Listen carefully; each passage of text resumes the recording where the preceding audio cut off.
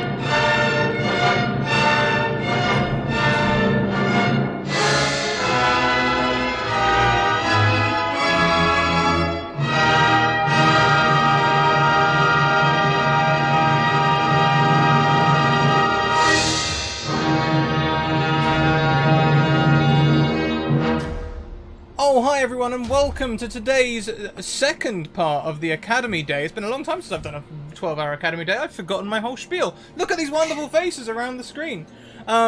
Before we go around and say hello to them all, let's quickly go through our links and things. We have social links. We have Patreon. We've got... Nah, that's not how you spell Patreon. That's how you spell Patreon. Oh, this music's really intense. I couldn't hear it a minute ago. We also have merch. And we have sponsors in Bird in the Storm Publishing and Mageham Press. Please check out all those wonderful things. There's also some panels below. I'm going to bring that down a little bit because we're not wet enough, I don't think. I think we all need to be a little bit more wet. And bring the wetness up. Some moisture. There we go. Gotta be real damp in here. Yeah, we want it moist. That's what we want it. Moist is a good level. Fantastic. So I've let the re-rolls carry over from the last game to this game. I've got your character name wrong. Bonnie for short. That's okay, right? Yeah. Yeah, I've got your character name wrong, but I'll sort that out whilst we're going around. Why don't we go around and say hello to everyone? First of all, let's say hello to our new DM. Oh, hi, Bree. Hello, Scrat. How are you today? Oh, you know, just dandy. How are you? Minus the sheer terror that is enveloping me, I'm doing fantastic. I'm so excited. Got such a good group of folks to be my first guinea pigs in the realm of DMing, so I'm very excited to see what they do in the world that I've created for them.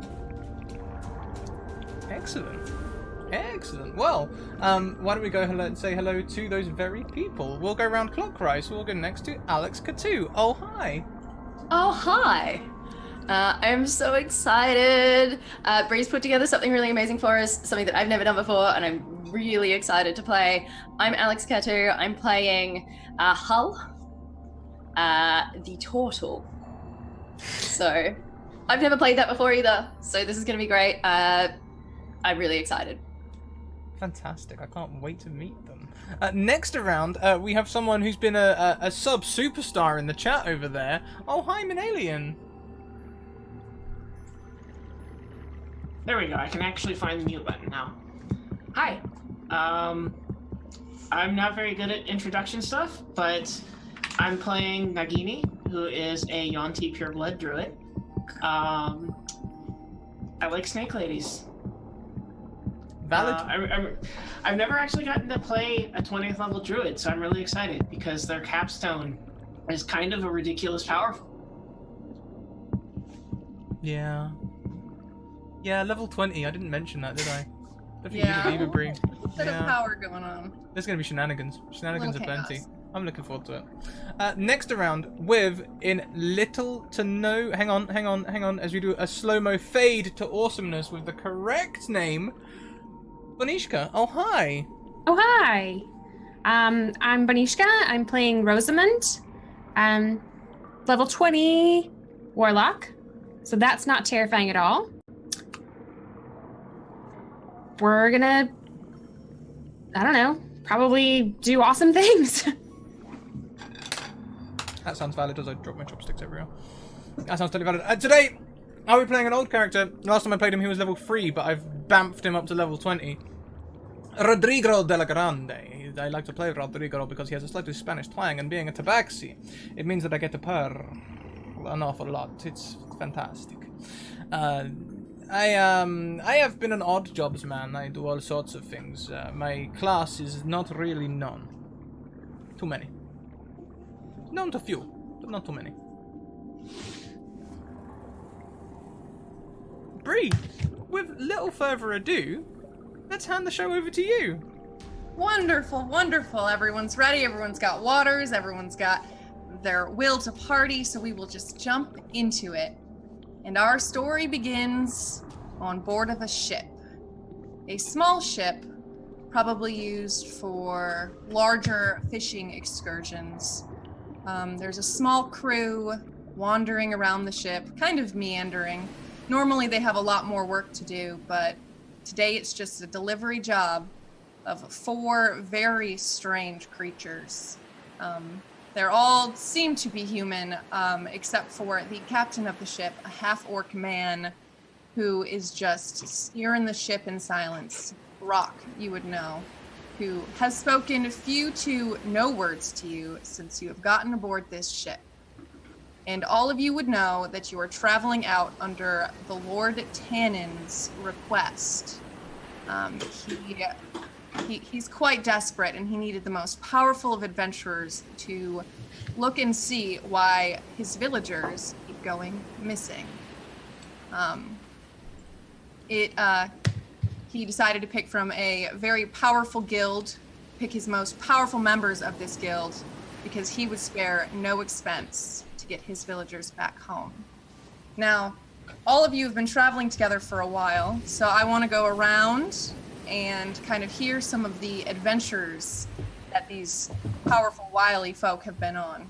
And the camera pans to a portal staring at the sea. Well, staring out to sea, Hull is having a think about a recent adventure they all went on together.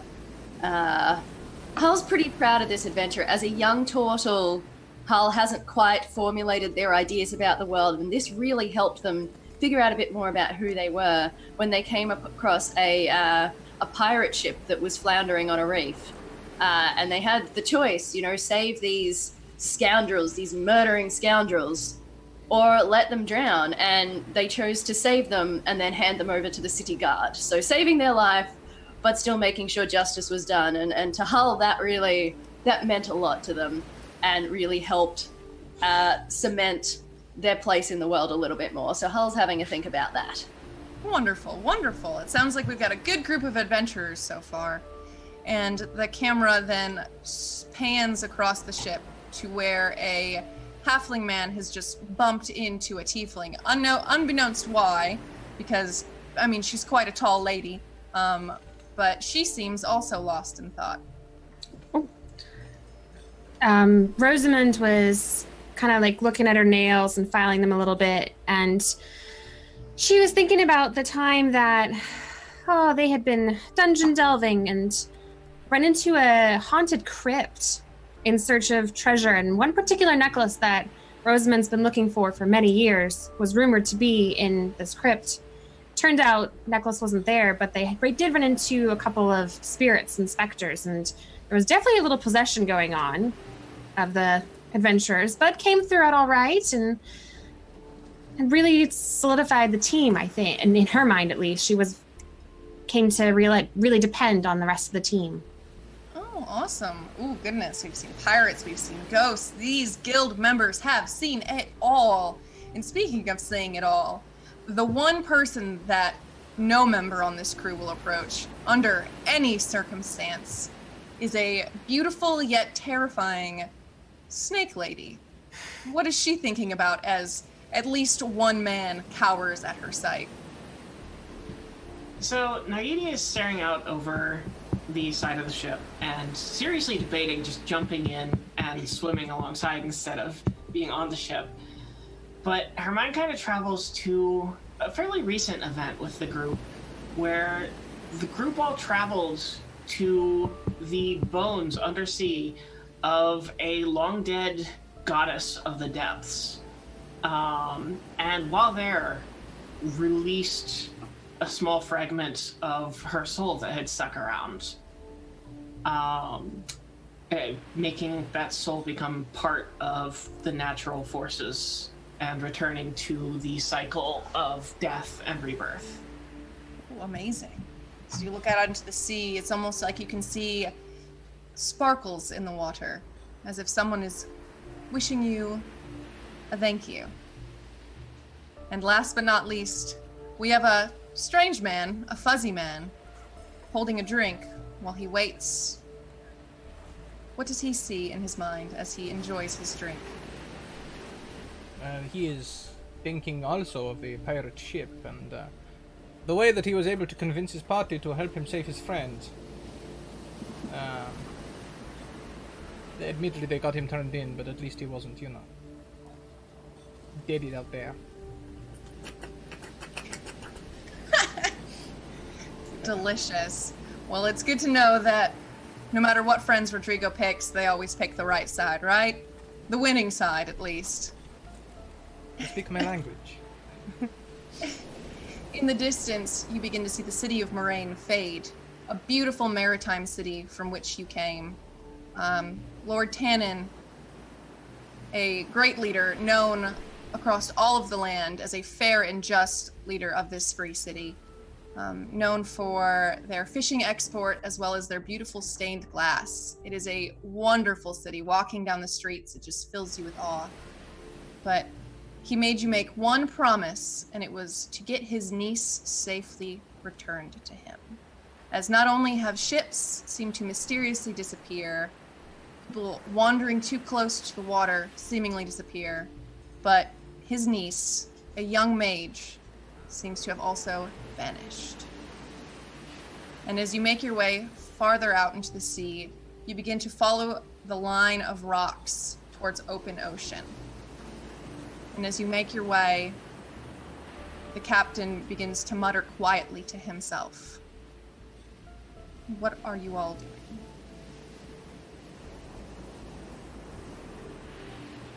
I am watching with some interest. Now, let's see. Rosamund said that we'd been working together, or was it Hull? Hull said that we'd been working together recently, right? So I am thinking over the last mission as well. I'm looking at my companions and seeing how they have held themselves and wondering how many mysterious creatures Nagini can transform into. Quite sure there's far too many than Rodrigo could begin to quantify. A powerful druid. As you continue towards the open ocean, a few of the men begin to look to the captain in confusion. Captain! You know we have to go farther left or we're going to hit the rocks! The half-orc remains quietly muttering to himself, almost now irritated as he holds the ship. And he continues to go straight towards the rocks. I'm gonna sidle up to him, as loyalty to my captain is a big part of Hull's commitments here. I'm gonna walk up to the captain and put a very large clawed hand on his shoulder and kind of lean into his face. Are you all right, Captain? He begins to shake his head and he turns to the turtle. Finally, someone as large, if not larger than he is. Oh, I'm fine. And he begins to slowly turn the boat away from the rocks, but not quite as quickly as one would hope. He goes, I'm just thinking about all the folks we lost. Think about him on land with a ale in your hand. Right now, let's think about them rocks over there. Why don't you grab yourself a drink? I think I've got this from here. Unsure if he's got it, but unwilling to disobey the captain, I'm gonna make my way back towards the side of the boat where my known companions are. As you begin to turn from this half-orc, he says quite loudly, his body stiffens, and in a voice unlike one you heard when he was just speaking to you, he says, "The boss will see you now." And he spins the boat as hard as he can towards the rocks. And I would like everyone to make a dexterity saving throw. That's the opposite of what I wanted you to do. Alright, let me pull up my character sheet. Today, guys, I tried out the Roll20 Character Mancer thing for leveling from 1 to 20 really quickly. I did not leave it to the last minute. This was for science. And it was actually really good. So... Okay. That's not gonna be good. Who knows? You could get a nat 20. We got one right there. No, it was not. No. That's more than fine. As he turns the ship, it goes from what we would assume a ship would do to more of an angle like this. And as the party begins to slip off the side of the ship as it starts hurtling towards these rocks, it seems that two had one good idea in mind. and Rosamund and Rodrigo make a leap for a very small raft. And they make it and they land as the ship hits the rocks. On the other hand, Hull and Nagini, they seem to slide straight off the ship and plunge into the water as the boat crashes hard into the rocks. Everything is loud. There's a cacophony from topside as Rodrigo and Rosamund desperately detach this small raft and land safely into the water, able to slide amongst the rocks. And those who hit the water hear nothing but the silence of the ocean, as they are now underwater with a ship sinking above them. I'm going to take a deep breath because I can hold my breath for an hour. So I'm going to take a big deep breath and kind of right myself turtle style in the water and start looking around for my friend Nagini. I know she's a very powerful druid, but I'm going to immediately start looking around for my friends. Rosamund, who's on the raft, just kind of goes and starts waving to anyone she can see, and is like, swim over here, we have a raft. Glub. Club. An air pocket hits. You see all of the members of the ship begin to scream as they fall into the water. You see a few fall beneath the sea, but 2 remain above the waves, begging for someone to help them. I can't swim! This is a mistake, I can't swim! Okay. All right, I'm just going to paddle on over and see if I can pick them up on my shell. All right. I think I'm probably going to go the route of taking the form of probably Great Shark. It's probably going to freak out the people who aren't used to me, but at least for party members who might be having any trouble, I will try to assist them either with carrying people as much as I can, if they can convince somebody to actually grab onto my fin and that I'm not going to eat them. As bits of ship begin to fall around the already horrifying snake woman, the snakes begin to whirl around as her body shifts into that of a shark. And those who see it, if one could scream underwater, boy howdy are they trying. Bubbles of air just flow freely from them as they watch you transform into a giant beast. And I would like Hull to make a strength roll or an athletics roll for swimming and carrying said. I would say you have an advantage because you are a turtle. Yay. Turtles seem to have some sort of aquatic. 29. Hey, Beautiful. 29. You easily scoop up this man who cannot swim, and you are able to help him get to the raft. I would also like Nagini to roll a perception for me. That's something I'm actually pretty good at.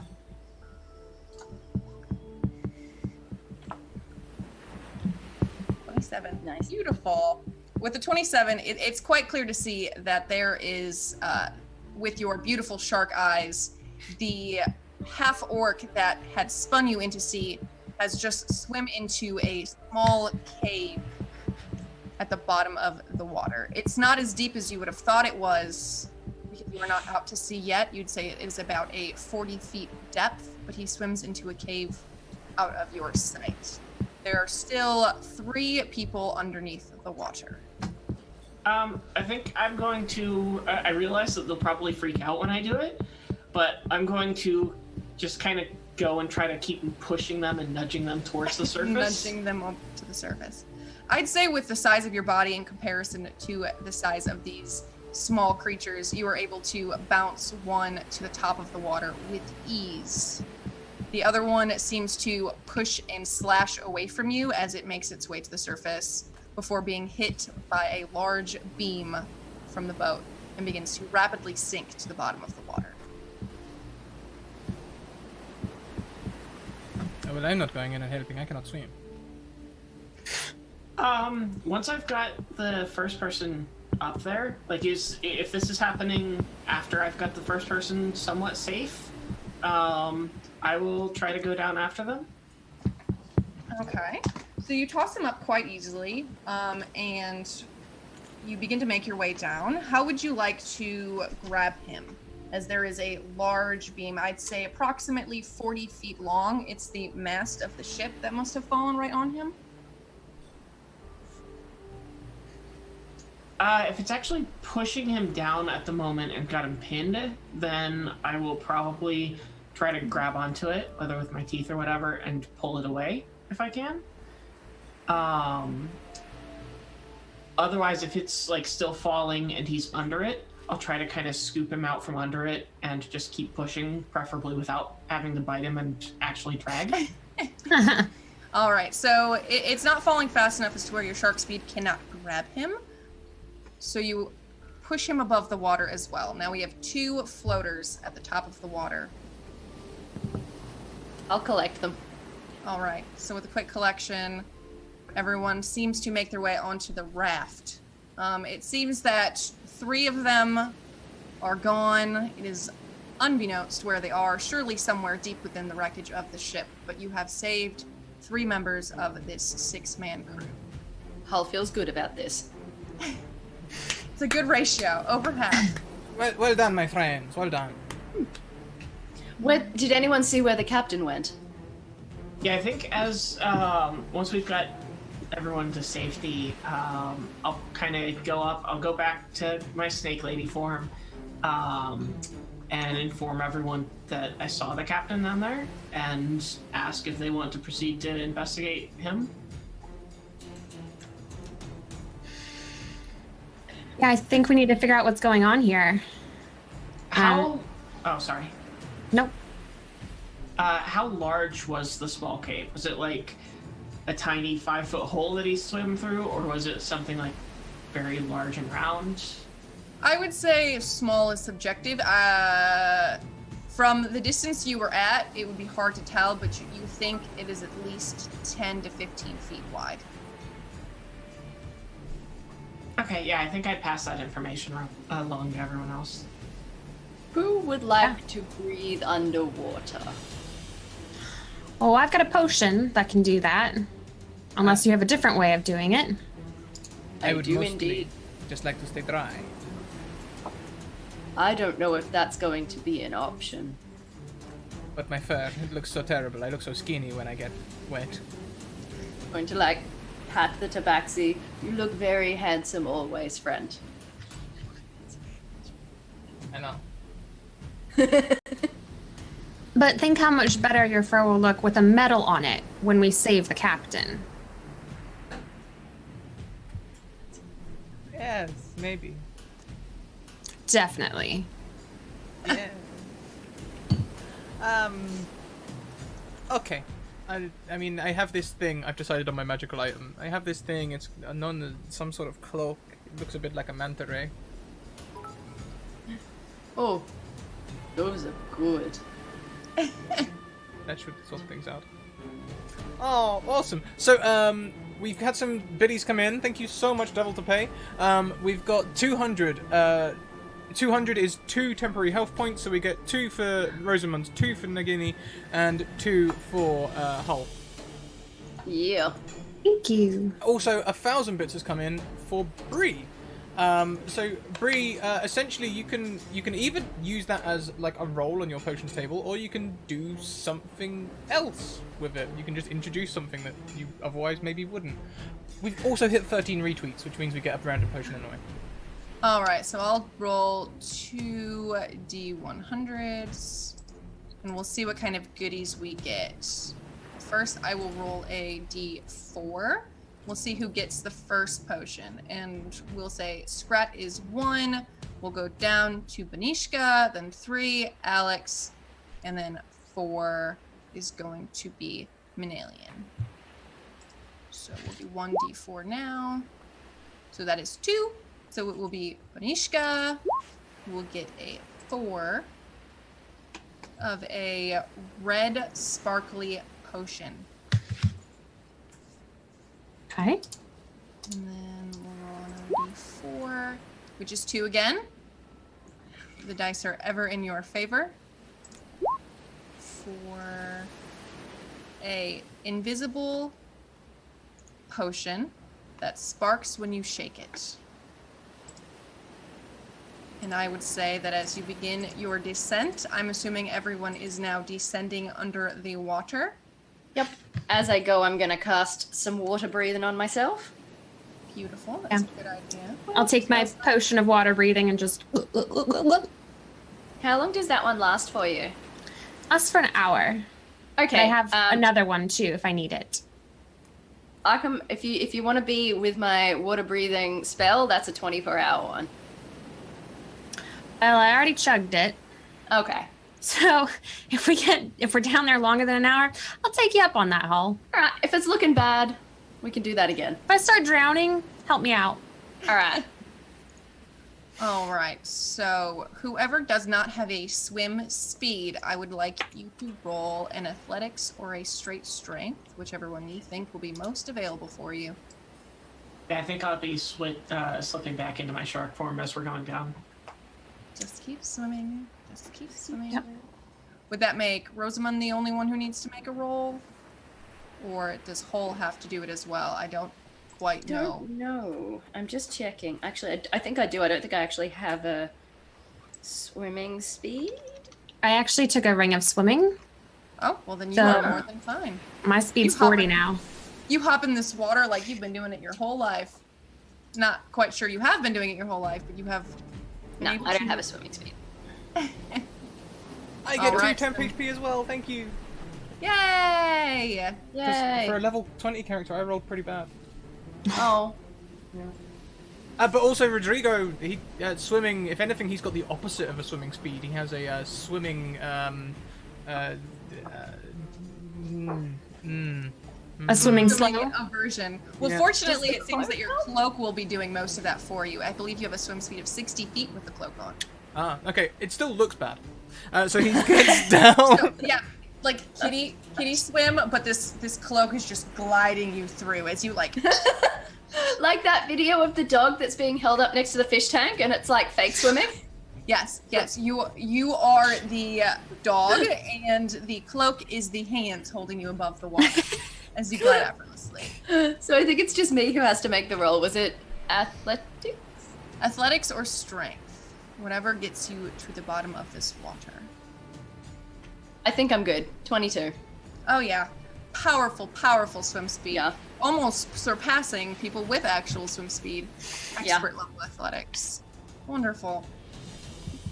All right. Just so, sheer will. Rodrigo might just hold on. I wouldn't even No. notice. Just grab onto the back of the shell. It will be absolutely fine. No one has to know. And Like I a would little- not notice. All right, and as you make your way to the bottom, I suppose that would be the time Rosamund comes across a small satchel at the bottom of the sea, which they can grab, which would contain said mysterious potions. Okay. We got some potions, guys. You. Oh, All I've right. got some potions. They're both sparkly, so you know what? I'm gonna keep them. If anything, for the aesthetic. They go really well with the, my red tiefling skin and the horns. I got a whole thing going on, so just tuck them away. There. As you get into this cave mouth, it becomes incredibly dark. I don't think any of you have experienced darkness quite like this, as the weight of the sea presses against you. Does anyone have dark vision? I think I might. Hang on. Let me. Yes, I do. Wonderful. So you see a sea of Nope. floating gray. But you know what I do have? What do you- I've got a little globe, just a little bit of sea glass, like a little round bit of sea glass that I've attached to my shell, with the various nets and stuff I've attached to my shell to keep all my equipment on me. And I'm going to cast light on it. Beautiful. So the large turtle illuminates this very small cavern, because whereas the mouth was about 15 feet, it begins to squeeze into about from 15, it slowly begins to go into about a 6-foot tunnel. I'm gonna have to get a little bit smaller, so I'll probably become a regular shark. A regular shark. Just become a small little tiger shark or something. Wonderful. That's not even more scary than a giant shark in my mind. Oh no. The cave is sharp. There are spikes coming from every angle. So you meander your way through this small tunnel as it slowly goes to an incline. You seem to be swimming for about 20 minutes through this cave before you reach a pocket of what seems like air. I should make you aware of something now before it becomes relevant later on, Bree. Because I'm just literally checking my own character sheet now. I have blind sense. Ooh. So as well as dark vision, if I can hear the location of any hidden or invisible creatures within 10 feet of me. Just Beautiful. Going That's forward.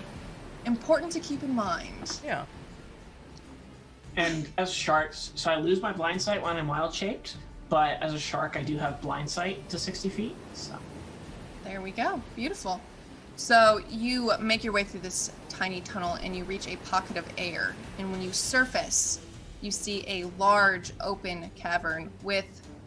Is it stalactites or stalagmites? Who is the expert on geology here? Stalagmites. Yeah. Aha. See, I had an American education. We didn't learn things. Yeah. Someone taught me Well, that just the other week. We had the same thing, and they went stalagmites and changed my life forever. Yeah. Or it can be stalactites, C for ceiling and T for top.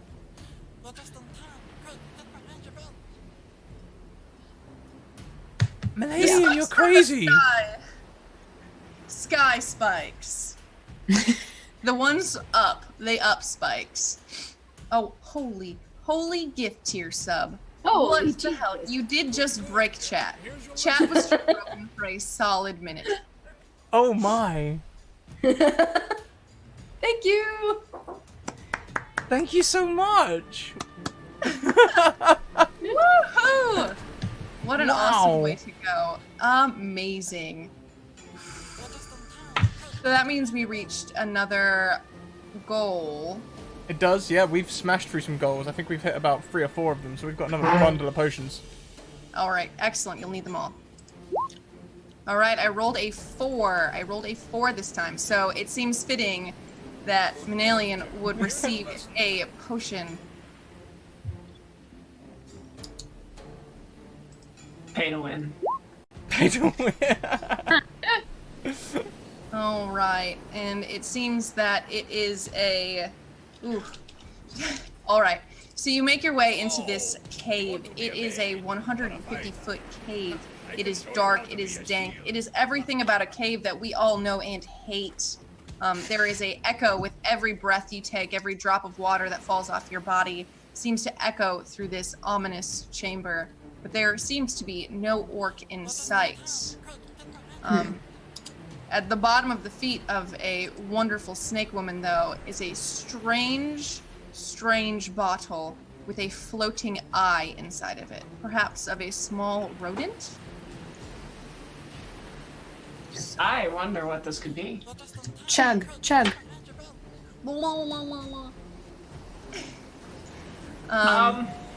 Yeah, I think I'm going to kind of try to grab the satchel with my mouth, and I'll just carry it as a shark with this dangling behind me from my mouth. I will see that, and it looks awkward, so I'll swim over.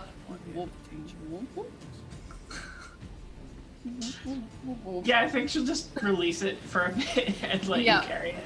I'll just attach it underneath the netting on my shell. You want to be a mage? What a fighter. Wonderful. Are you guys going to stay in the water? It seems that there's a pool in which you are in now, and now there is a path of land leading to a tunnel above you. I'm on that land so quick, and I am, like, you know, hunched up with, like, my back, like, right up, and I'm just dripping. So, you want to be a mage?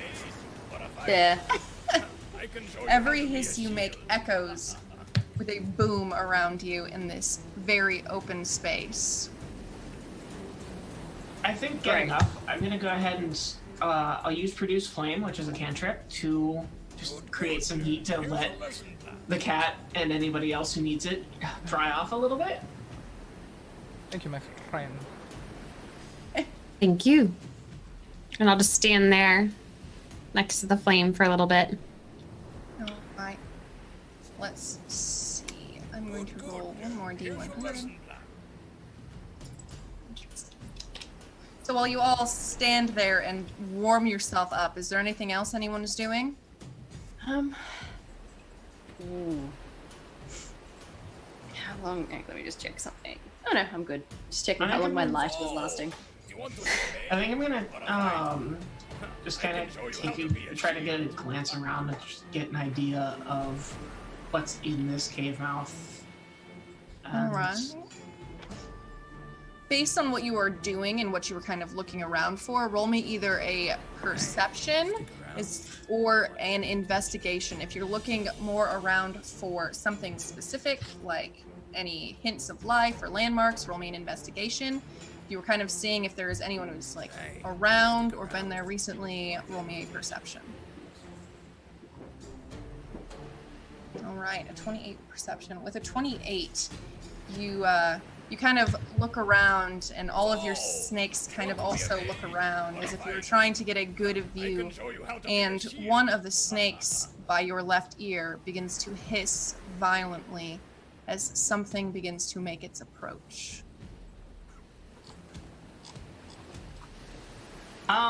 Yeah, I think my initial reaction anytime there's danger or something approaching that I'm not expecting is to get into a more aggressive form. So I'm just going to instantly, because it's a bonus action, so it's really quick, and I'm just going to pop it, and I just quickly shift into a large crocodile. Cool. Beautiful. And I'm staring, and I imagine this is a sign that would probably be familiar to the others. Yeah, So Yeah. the act of popping into a crocodile all of a sudden is probably like, hey, there's danger this direction. Oh, okay. And Hull's gonna pull a little ring out of his pocket and go Bilbo Baggins and just whoop, disappears. Puts a ring on and disappears. Can Okay. I try and jump and grip the ceiling, please? I would say that there is one stalactite to your right that is long enough for you to kind of grab on, but I would say you would have to do it at disadvantage because everything is extremely damp here. Ooh, yes, okay. A 14. So you jump on this stalactite, and you know that sound cats make when they're desperate? You just hear it like...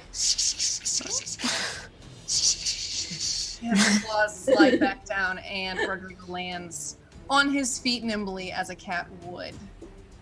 Okay, I will stay behind you. That did not work at all. Yeah, Rosamund just kind of turns towards where we think the danger's coming from, kind of trying to peer through the darkness a little bit, see what's going on. Well, as you peer, you begin to hear a loud clicking noise, like a snap, similar to like what a crocodile's mouth would make, just a hard snap, and then another hard snap, and then there's three hard snaps, a pause, 3 hard snaps, a pause, as 3 large crab-like creatures seem to appear, being followed in tow by a dwarven man.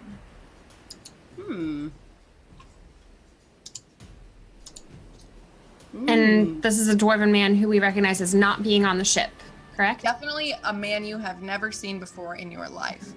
He is holding a very large crossbow over his shoulder with one hand, and he has a torch in the other. And it illuminates these creatures. I would say that, what's everyone's... If you want to know what these creatures are, I'd say roll a history or a nature check. I might roll me a nature check. Actually, this isn't going to go too well, but okay. Ooh, I have no idea what those are. I'm going to say Rosamund doesn't really care what they are at this point, so I'm not going to roll. But as she sees the dwarf coming up, she'll kind of, hello, friend. Pardon our intrusion into your cave. Have you seen an orc come by here? Of course I've seen an orc, but I've never seen the likes of you. What are you doing in our home? How long have we known the orc? You've known the orc for all about 6 hours. The lord was in a large hurry, and he has had this boat ready. He's had this captain ready. He has had everyone ready. That's good. That is not enough time for one of my things. Cool.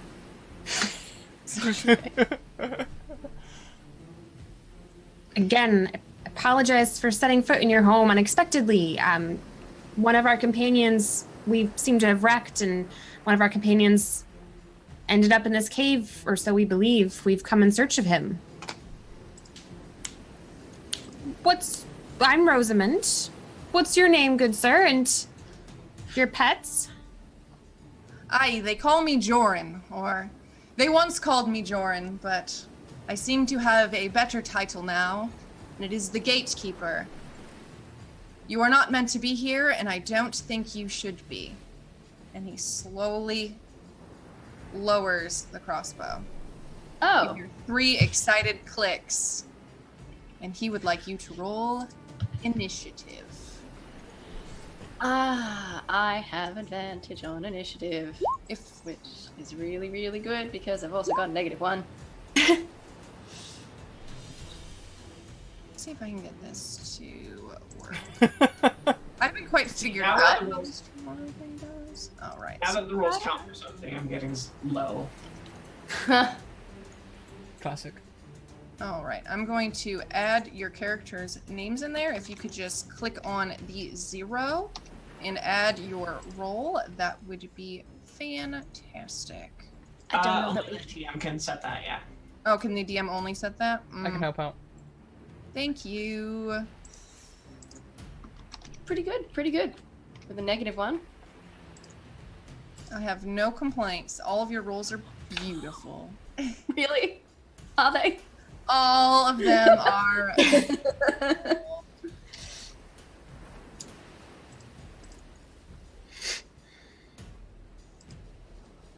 I will roll initiative for my fine friends.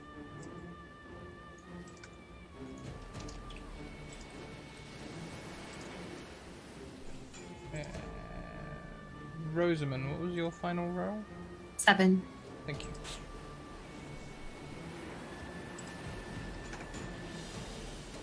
Alright, we'll just roll a straight. Yeah, we'll just click.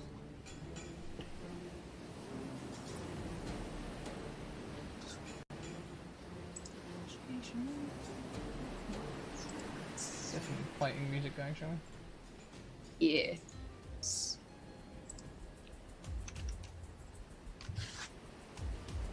Alright. So we will. Yes. Maybe. The true test of becoming a DM is figuring out how the hell to use Roll20. Yeah. Yeah. How do I oop, oh no, I just pulled out of turn order. Shh, there we go. How do I ascend it or descend it? In the cog, Just won't let me access sort the cog. options. Oh, I just broke it again. Shit. It's okay. So are you doing it alphabetically or something like that? Or? No, I'm trying to do it just like that. There we All go. right. You got it. Nailed it. Beautiful. So we are approximately, I would say you are about 40 feet away from these creatures. Okay. With the dwarf in front, 3 large crab-like creatures, 2 on the right and 1 on the left. And we start the turn order with Rodrigo. Yes, well, and none of my party are close enough to them, I suppose.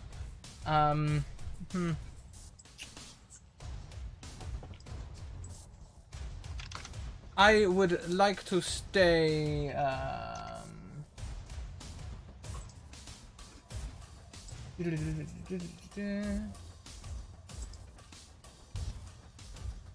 another enemy of the target is within 5 feet of it. None of us have got close to them yet, right? You can, if you hold your action for just a moment. I could, yes. I will wait until someone else approaches a creature, and then I will dive in to attack shortly after them. Beautiful. So you are going to hold your turn until another party member acts. Yes. Wonderful. Then we will go down to Hull. Hull, what would you like to do? Hey.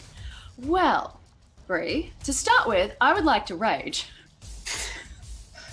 And then I would like to take my 40 feet of movement Beautiful. and give him a smack with my great axe, because nobody aims a crossbow at my friends. And that will ruin my invisibility because I've attacked or cast a spell. All right. So well, then I I would will- say you have advantage on your hit because he did not see you coming. Absolutely. I would love to. Shoot. It's a 17. A 17 hits. Yay! So that'll be 13 slashing damage. Beautiful.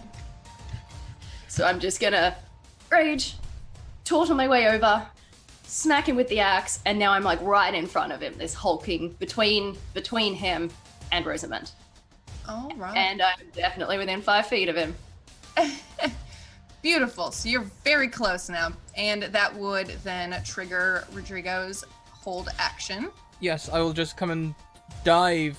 Possibly, I'm not sure how this turtle. Maybe they've got like legs or something. I can dive through as I dive through and under and stab up with my rapier, going for the sneak attack. And they haven't had an action yet, right? Correct. Assassinate. So I'm going to assassinate as well, which means I have the advantage on the attack. Beautiful. And if I hit them, it's automatically a crit. Okay. Well, it was a crit no matter what.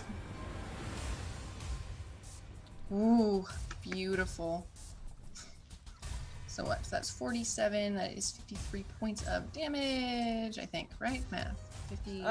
Actually, that's not 52. quite rolled right. For some reason, that +0, that shouldn't be a +0. That should be a 10. It's not worked for some reason. I'll just add that in now. All right, that's fine. Bang on 40 again, so that's 80, 92. 92 damage. Beautiful. Outstanding. We stand powerful rogues here. There's nothing better than a good sneak attack.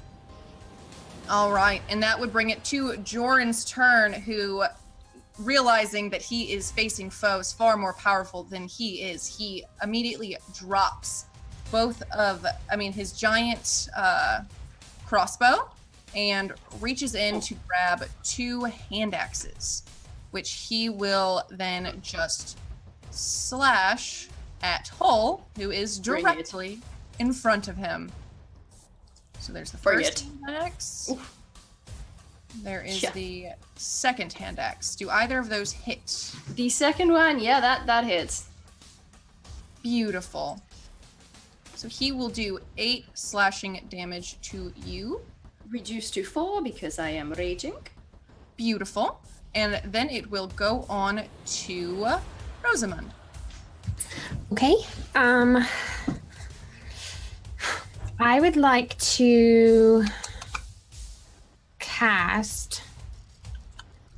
Sorry, I was trying to come up with something. So Rosamund is going to kind of take a step to the right, so she has a good view of one of the crabs, and she's going to cast Dominate Monster on one of the crabs. So it needs to make a wisdom saving throw, but it has advantage because we're fighting it. All right. So we're going to do a...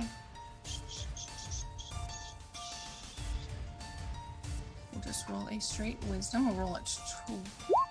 Here we go. So a 16. Does a 16 win? No, my DC is 19. Then you dominate which... And was it the one on the left or one of the 2 on the right? One of the 2 on the right. Okay. So that's my action. But until my next turn, the creature only takes actions that I choose. So Okay. I can say, I'm going to just tell it kind of to not... No, I'm going to tell it to fight the other crab. Okay. Now, does it do that on this turn, on his turn, or on your next turn? It does it on its turn, I believe. Okay. But it can only...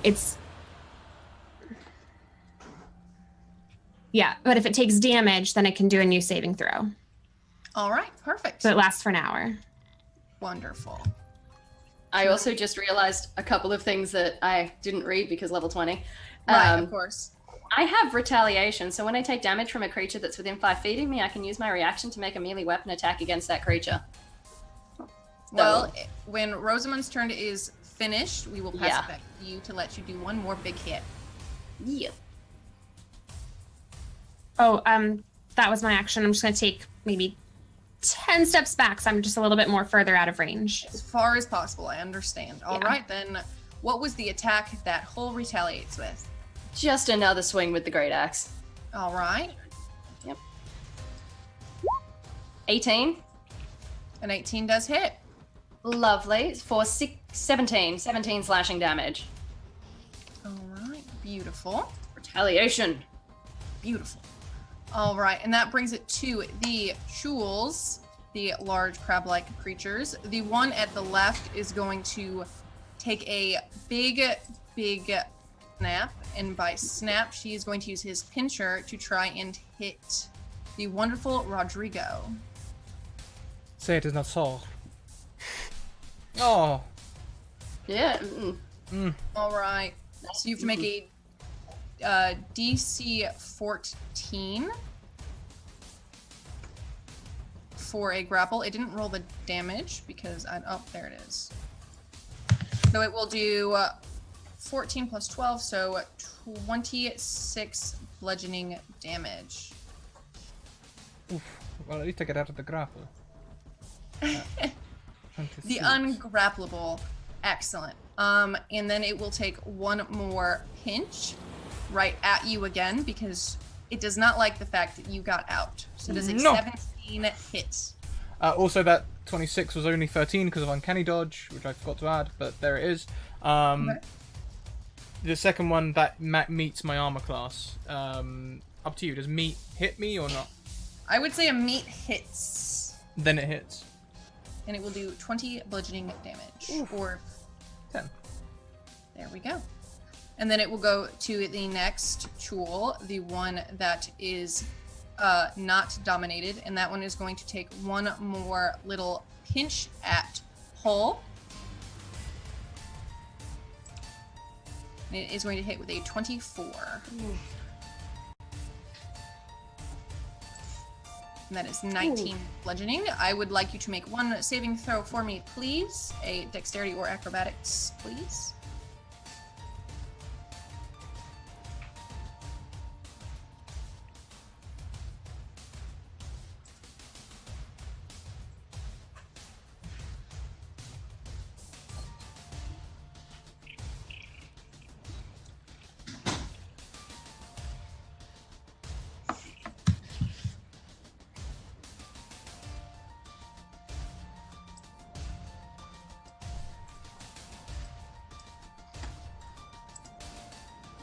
We got your dex roll, Hull.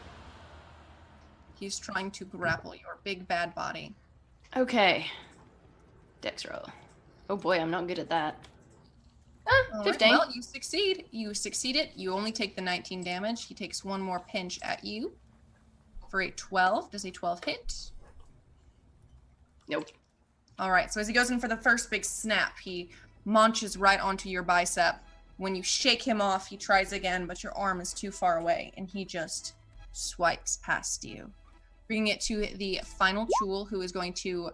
Oop, that's not what I meant to press. Who is going to attack his companion with 2 pinchers.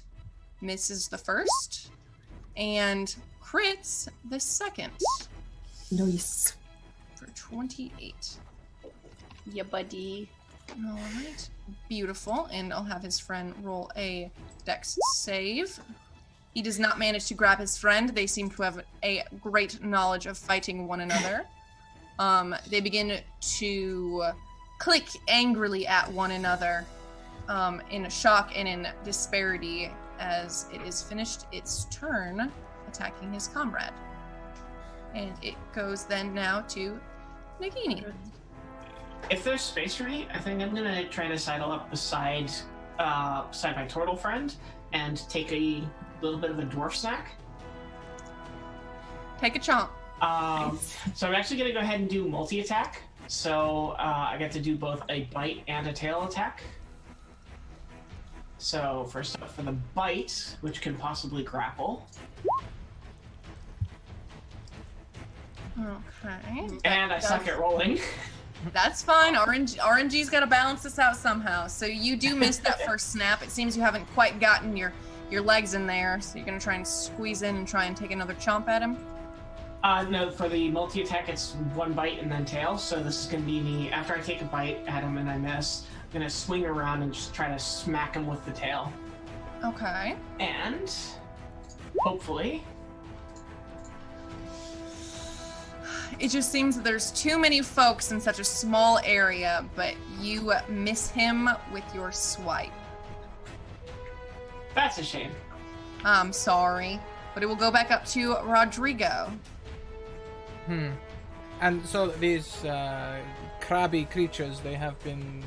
One is obviously engaging me, but the rest are moving...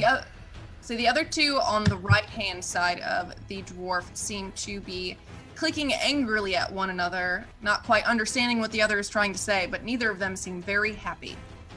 I think my friend Hull will be perfectly capable of attacking this dwarf person.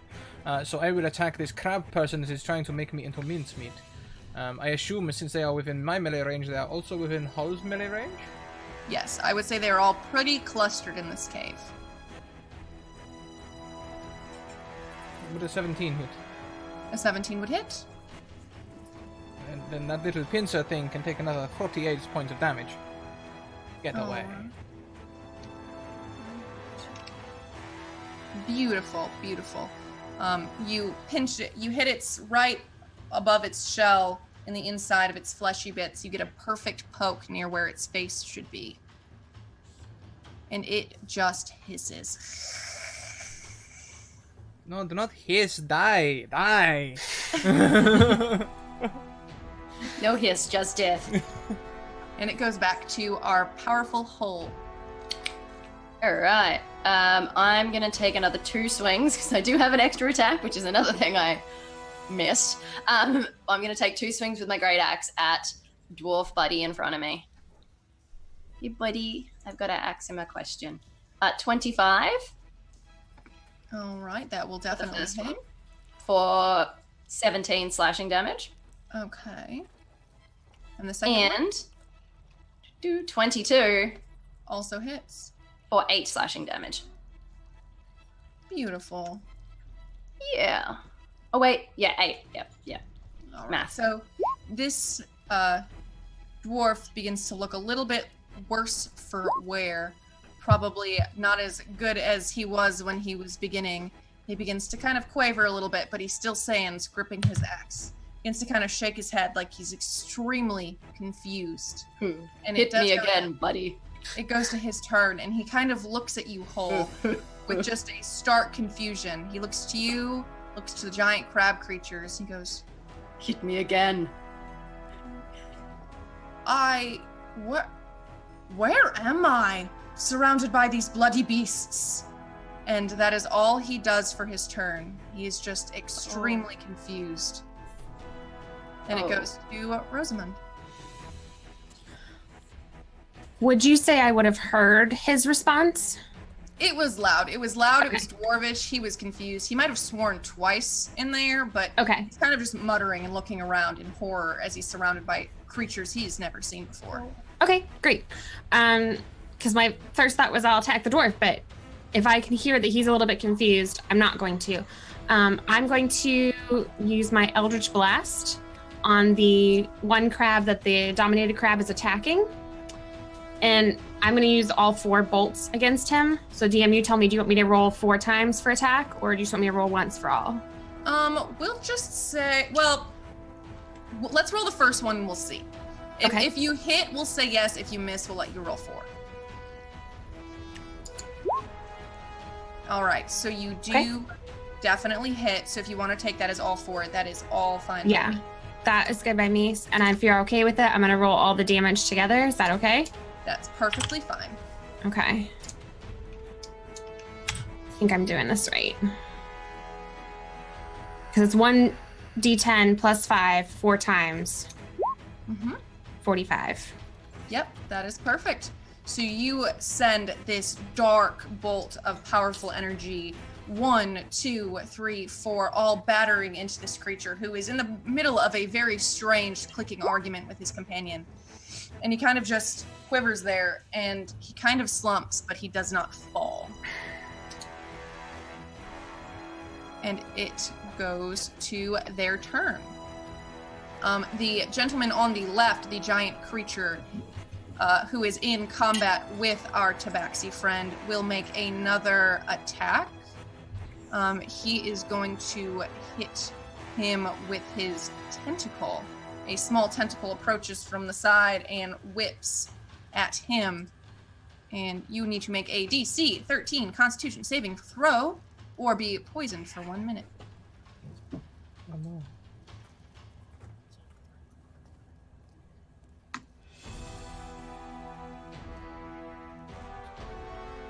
And that's, sorry, that is me, right? Mm-hmm. Good, because I was just looking for my character sheet, and then I spent so long looking for my character sheet, I got worried that I was actually doing it wrong. Constitution saving throw. Okay. Okay.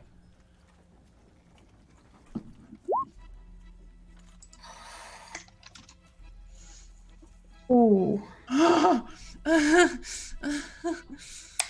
So, with a whip, all of Rodrigo's freshly dried fur stands out in point. This is the fluffiest you have ever seen Rodrigo.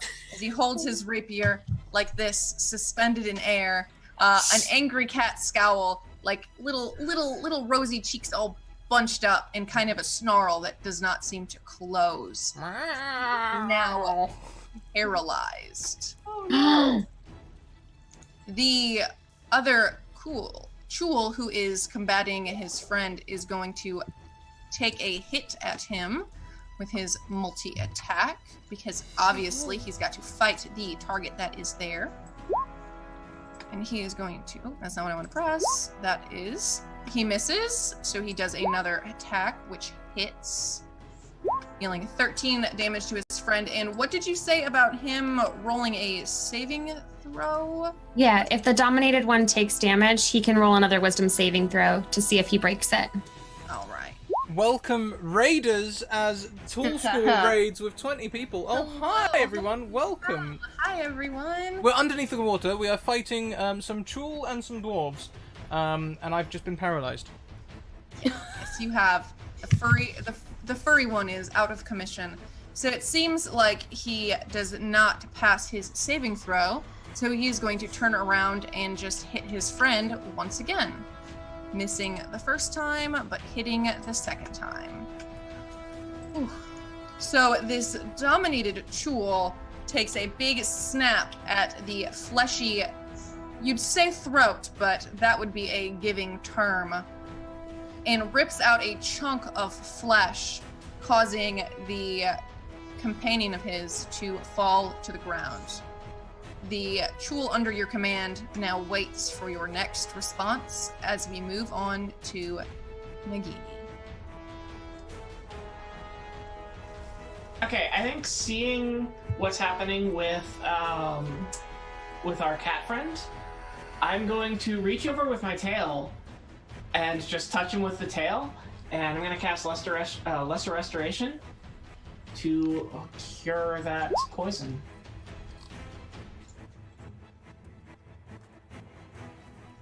And as with my 20th level feature for Druid, I don't have to use verbal, somatic, or material components for it.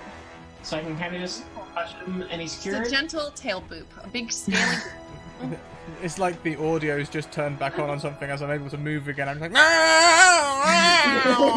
The fur falls flat again on his face. tail between my legs as I go and like hide behind foal. Hull. Alright.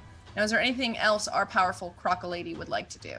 I can only really move at the moment, so I think I'd like to just kind of get into a position where I can prevent one of the other trolls from getting like too close to being able to harm somebody. Okay. So if I could just position myself between them or something. All right. So a big scaly body steps between Rodrigo and this tool, trying to prevent skittering access. It will go to the top of the turn order with a now very mobile Rodrigo. Yes, being very mobile, I will. That's not very nice, you know. Doing all of that tentacle stuff on me. Are they still within 5 feet of me? Yes, they are. Well, I'd say more around 6 feet because they're, we'll say 5 feet for continuity. You could reach over easily. There is just a large crocodile in between you and this creature. That's actually perfect. Working with a teammate is absolutely great. I will lean across and over them, stepping into their space just briefly to stab through with my rapier. How dare you stab me? My thought was a cat. All right, a 30 does a good stab. 38 points of damage. Beautiful. So as you pierce this creature, it makes a almost deflating noise as the outer shell kind of sinks in slightly more, and it lowers its tentacle but still stands. Aha! It is weak. Quickly, my friends, let's pounce on it. All right. Yep. That's your turn. Then we move on to Hull. All right. Well, I'm gonna listen to my kitty friend and pounce on it with 2 great axe attacks. Beautiful. Sure. First one, 26 to hit. Yep, I would say you would know not to make the second swing as the giant axe hits a corner of the shell and cleaves it straight down its flesh, tearing it almost in two as it slides off and kind of falls behind this now very terrified orc man. Okay, and okay. You have one more turn. There is one more Chul. He is dominated, but there are no other enemies besides the dwarf. Well, I know that the Chul is dominated, but once that spell ends, it's not going to be anymore. So let's see if I can take its head off. 24. A 24 will definitely hit. 17 slashing damage. Beautiful. That, we'll take it right here. Awesome, and I will give him a wisdom saving throw because you hit him. 11 still, I'm guessing, does do nothing. Nope. He is like so confused. This is the worst day this tour has ever had. Poor crab. He's like, what is happening? And if there's anything else you'd like to do, if not, it will go on to Joran. Yeah, I'm good. I'm still standing in front of, like, putting myself as much in between all of the enemies as possible. Joran looks from you to the Chul, back to you, back to the Chul, like both of them have shells. What do I do? And he turns his axe to the Chul and goes, I like to take the winning side. And he just smashes down his 2 hand axes on this creature. So he will do 1 hit. That hits. He will do hit number 2, which also hits, and he will do 13 points of damage on this creature. I will give him a wisdom save of a natural 20. I'm guessing guessing that succeeds. He realizes in this moment that he is not on the winning side. And it will move on then to Rosamund. Okay. So since he is no longer dominated, I'm just going to Eldritch Blast him up. And I'll just use all 4 again.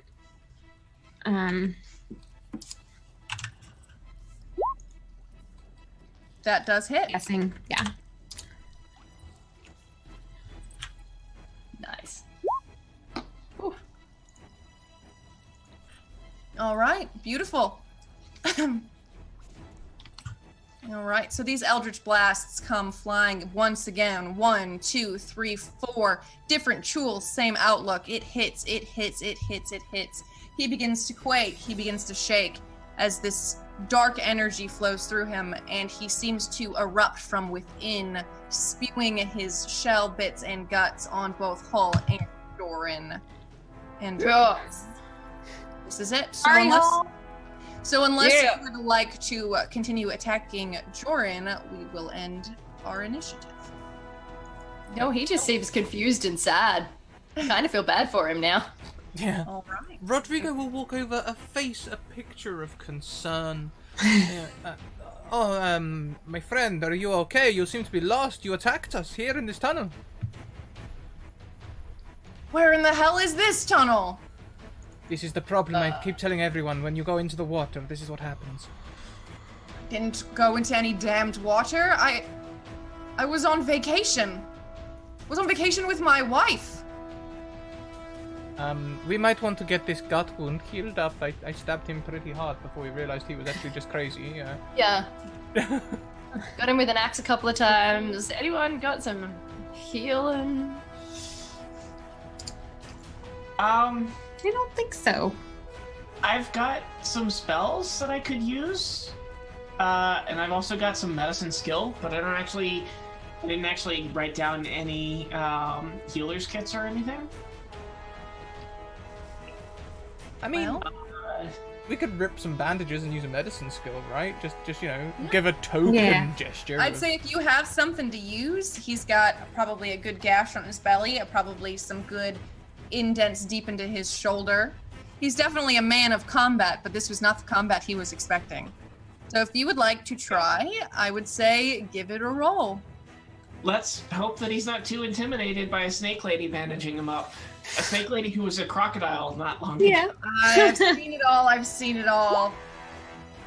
All right, a 22 medicine. Yeah, I would say you can definitely bandage him up, and he kind of just sits in this dark cave and kind of looks up at all of you. The torch that he was once carrying on the ground next to his great crossbow. And he just goes, mind explaining to me what's going on? You all seem to understand this quite a lot better than I do. Does the term gatekeeper mean anything to you, sir? Isn't that just what a bunch of foolish idiots do when you can't play in a club? Yes, you're not wrong. Can you tell us where you're from and where you were vacationing?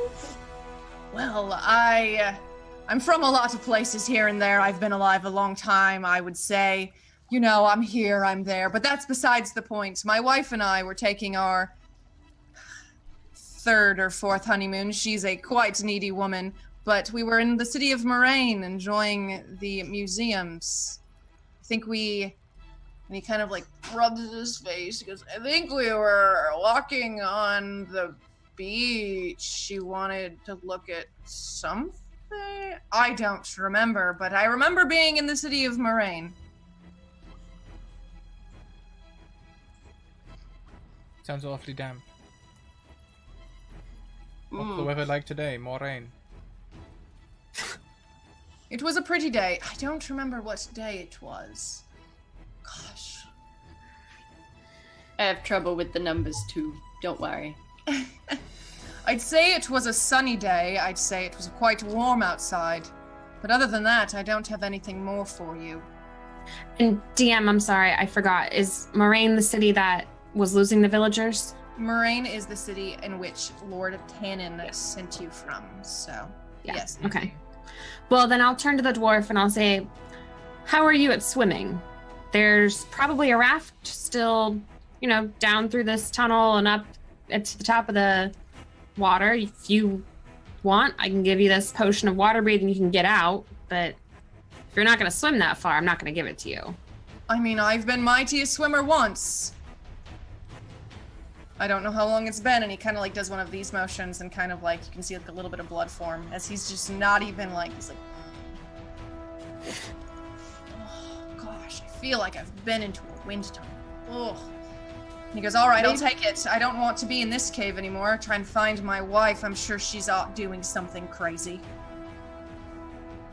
All right, I'll hand him the potion of water breathing. He takes it. He takes his heavy crossbow, and he looks. He goes, I'll say thank you for this, but not for hitting me. And he pops the cork with one finger, drinks it as he walks into the cave behind you. And now you are left with 3 Chul corpses and another small tunnel on the opposite side. Okay. Before we go into said tunnel, there's 2 things I'd like to do if I can. I would like to cast Foresight on Nagini, if she'll let me. And for the next 8 hours, she can't be surprised and has advantage on attack rolls, ability checks, and saving throws. And other creatures have disadvantage on attack rolls. Wonderful. Nice. I might actually hit something. I just feel like you gave the RNG the big middle finger. Yep. So I'd like to do that, and then if we have some time, I'll just take a quick minute and talk to my warlock eldritch. And you guys have probably seen me do this before. It just takes about a minute. I commune a little bit, and I get all my spell slots back. All right. Do that once per long rest. Can you describe your companionship with this eldritch? How did you end up in this situation? So she's probably shared a little bit of the story. She was studying to be a cleric of one of the local gods in her area, and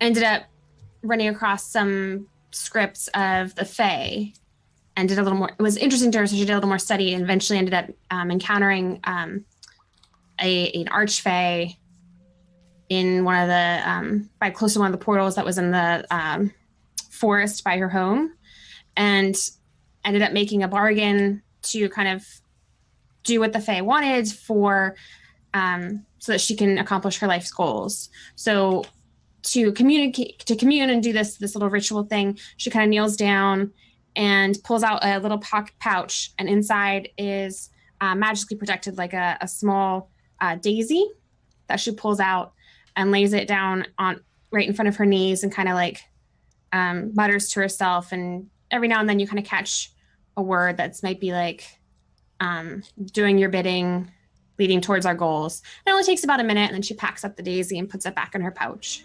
Okay. I would say that while communing with this archfey, it gives you a slight warning. If you continue any farther, I won't be able to help you as much as you'd like. You will probably lose contact with me if you continue any further. Your powers will still be there, but that's all I got for you. And Rosamund kind of, I'll see you on the other side then. And with that, do we continue down into the second cave? Yeah. And I just realized I do actually have dark vision. But Cool. not knowing whether or not many of my companions, would prefer the light, I'm still going to light my little globe anyway and cast All light right. again. Excellent. So we make our way towards this next cave. It is far slimmer than the prior one. It is just about wide enough to fit the Chul. I'd say probably about 5 feet wide. Oh boy. So if you are a thick boy, I would say probably will have to skirt sideways. Yeah. Will probably be kind of slightly scraping against this cave as you go. I was like, oh boy. Tight space. Oh, But as you squeeze through, your eyes kind of cross over just a bunch of words. And does anyone speak Undercommon? no. All right, wonderful. So it just looks like a mess of gibberish as you slide your way through. And as you continue down for probably about 40 feet of this uncomfortably claustrophobic space, it begins to change slightly from a cave to what seems like bricks of solid gold. And it begins to widen into like a hallway of around 10 feet. And this hall has torches lit. There are scrawlings in almost every language all over the walls. Beautiful stained glass just on the walls. There's statues, there's paintings. It is a gorgeous hall, and you can hear voices to the left. There is a fork about 100 feet away. Okay. Can we hear what they're saying at all? I would say you have to get a little bit closer. You can tell that they are speaking common. You're hearing a few words like this and that, and up the stairs and in the hall. But I'm going would to you like pop to my get... ring back on. All right. So are we Bilbo getting closer Baggins. then? Yeah. This time I would like to try and hide somehow. All right. Well, there's a bunch of statues and there's other like things. Just there's a few like nice plush velvet chairs. I would like everyone to roll a stealth if we are trying to be sneaky. I would say that Hull has advantage because he is invisible, though he is a little bit of a loud man. I don't know if that affects his. Yeah, look, with my -1 to stealth, we'll see how this goes. Ooh. 15. 15. I have Natural advantage because of one. foresight, right? Yes. Yes. Awesome. So I got a 20. All right. Well, we'll take it as a group. We'll take it as a group, and we'll say that together we can silence Rosamund's squeaky. You kind of still hear that sloshing noise, very wet shoes. So someone will suggest you just take them off while you continue down this trot of the hallway. Right. Quiet. And as you approach this corner, you begin just to hear two women speaking, going, well, have you prepared the dinner yet? Oh, I have not prepared the feast. Oh, well, you know it is time. The laborers are going to get very hungry. Oh, well, I agree. Oh, I agree. Anything to keep the master happy. And they just seem to be chatting.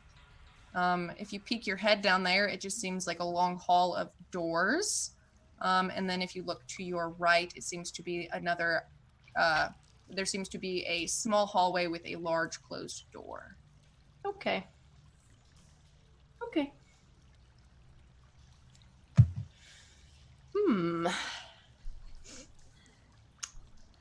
Well, I could go and look. This is the second time we've heard of the master. They may not see me, but they might hear me.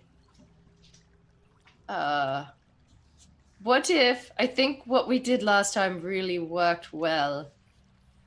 What if somebody who is good with the talking goes in and asks some questions, and I can be there to smash if needed?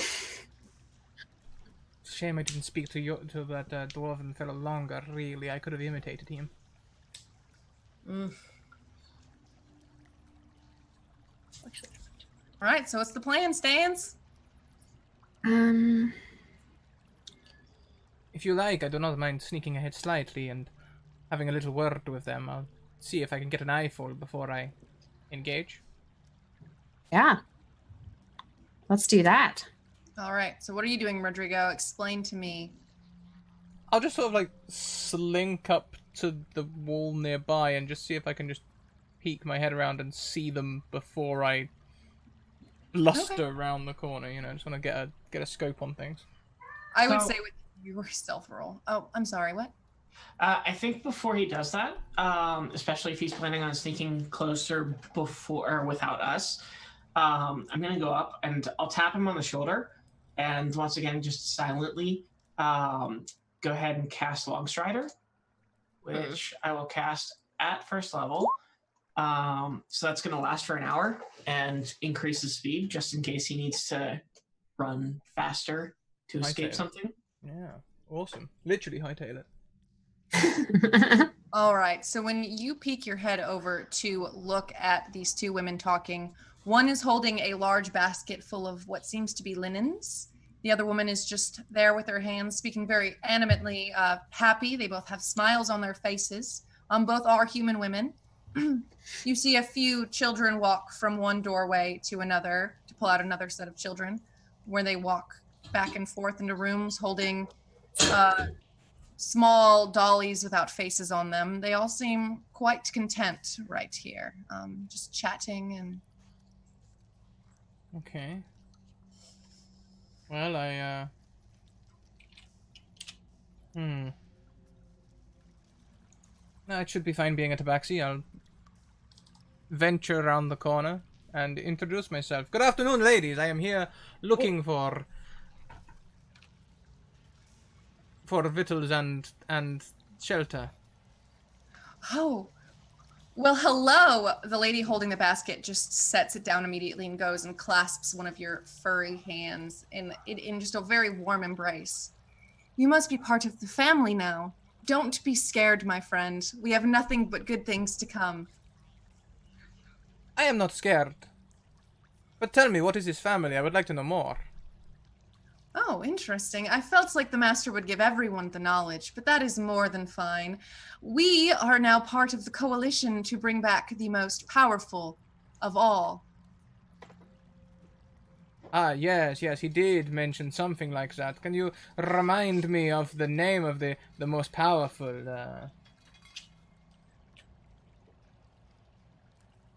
I would say roll me a persuasion. Now that I can most certainly do for you.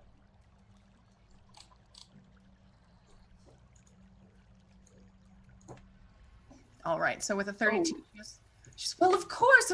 Well, of course he has no name. Of course he has no name. We have no names for our powerful beings because we do not follow the gods here, foul of the gods. But we are beginning to make this temple, this city, something great. And when the breeding begins, no one will be able to stop our armies.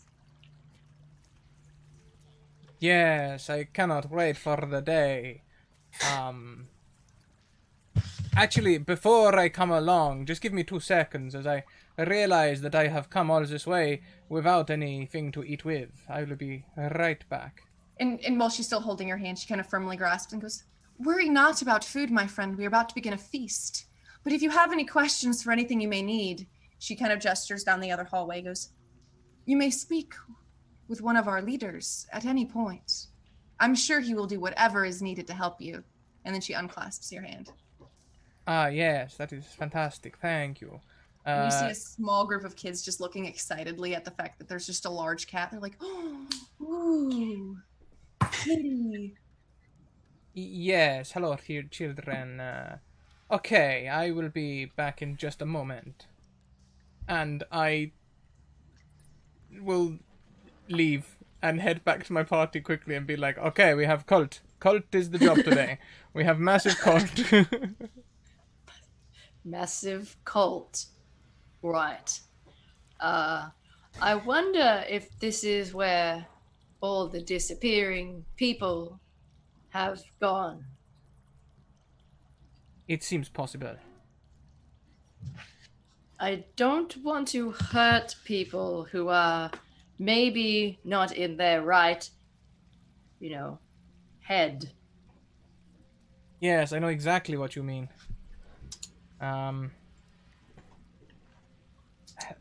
Retroactively, looking back on my short experience with the woman, would I say that she seemed possessed? I mean, she sounded kind of possessed or something. I would say that besides her very friendly demeanor, I'd say give me an investigation check. I'm sure you were looking her pretty good in the face while she was doing it. Would there be any room for an insight check instead? Oh, yeah, we'll say insight. That will actually work better. I mean, that's the word I was looking for. It's not much better, but... Oh, hang on a minute. Don't I have a thing to do with, thingy? What's it called?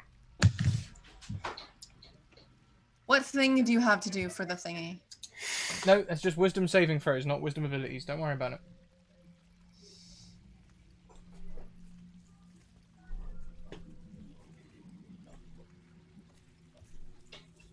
Okay, with the 14, you couldn't really see anything wrong with her. She was very bright-eyed. It's just the words that came out of her mouth seemed off, especially due to what you have been dealing with thus far. Her words seemed uncharacteristically cheery for someone who is living in an underground cave below the sea. Yes, there was something about her that made me feel uneasy. And there were children, too, and they also seemed quite excited for children in a cave under the ground, worshipping a godless, nameless person. We have a breeding plan also. They are planning a great feast and then a great amount of breeding apparently. So that is also something to consider. The last time I encountered a cult, the feast involved people eating. I don't think we should let this happen. They seemed like villagers.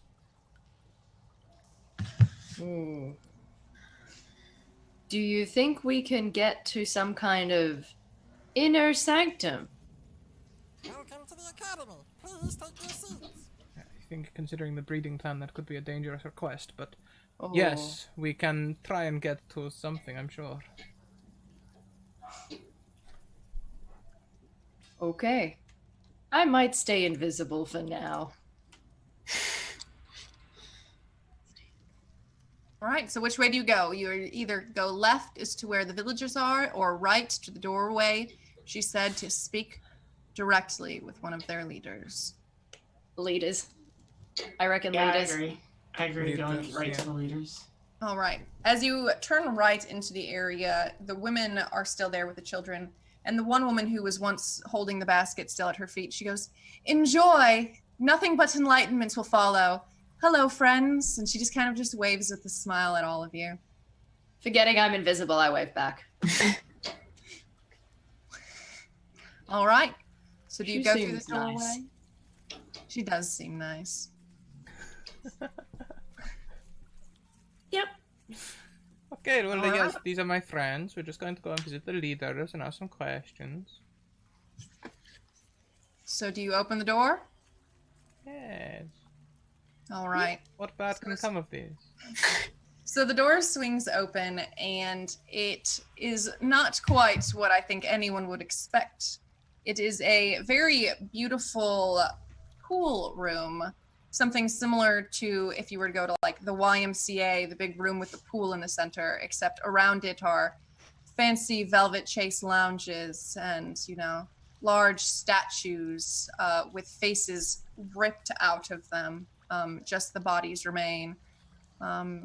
Minus the fact that there are no faces on the statues, this place is in perfect condition and beautiful.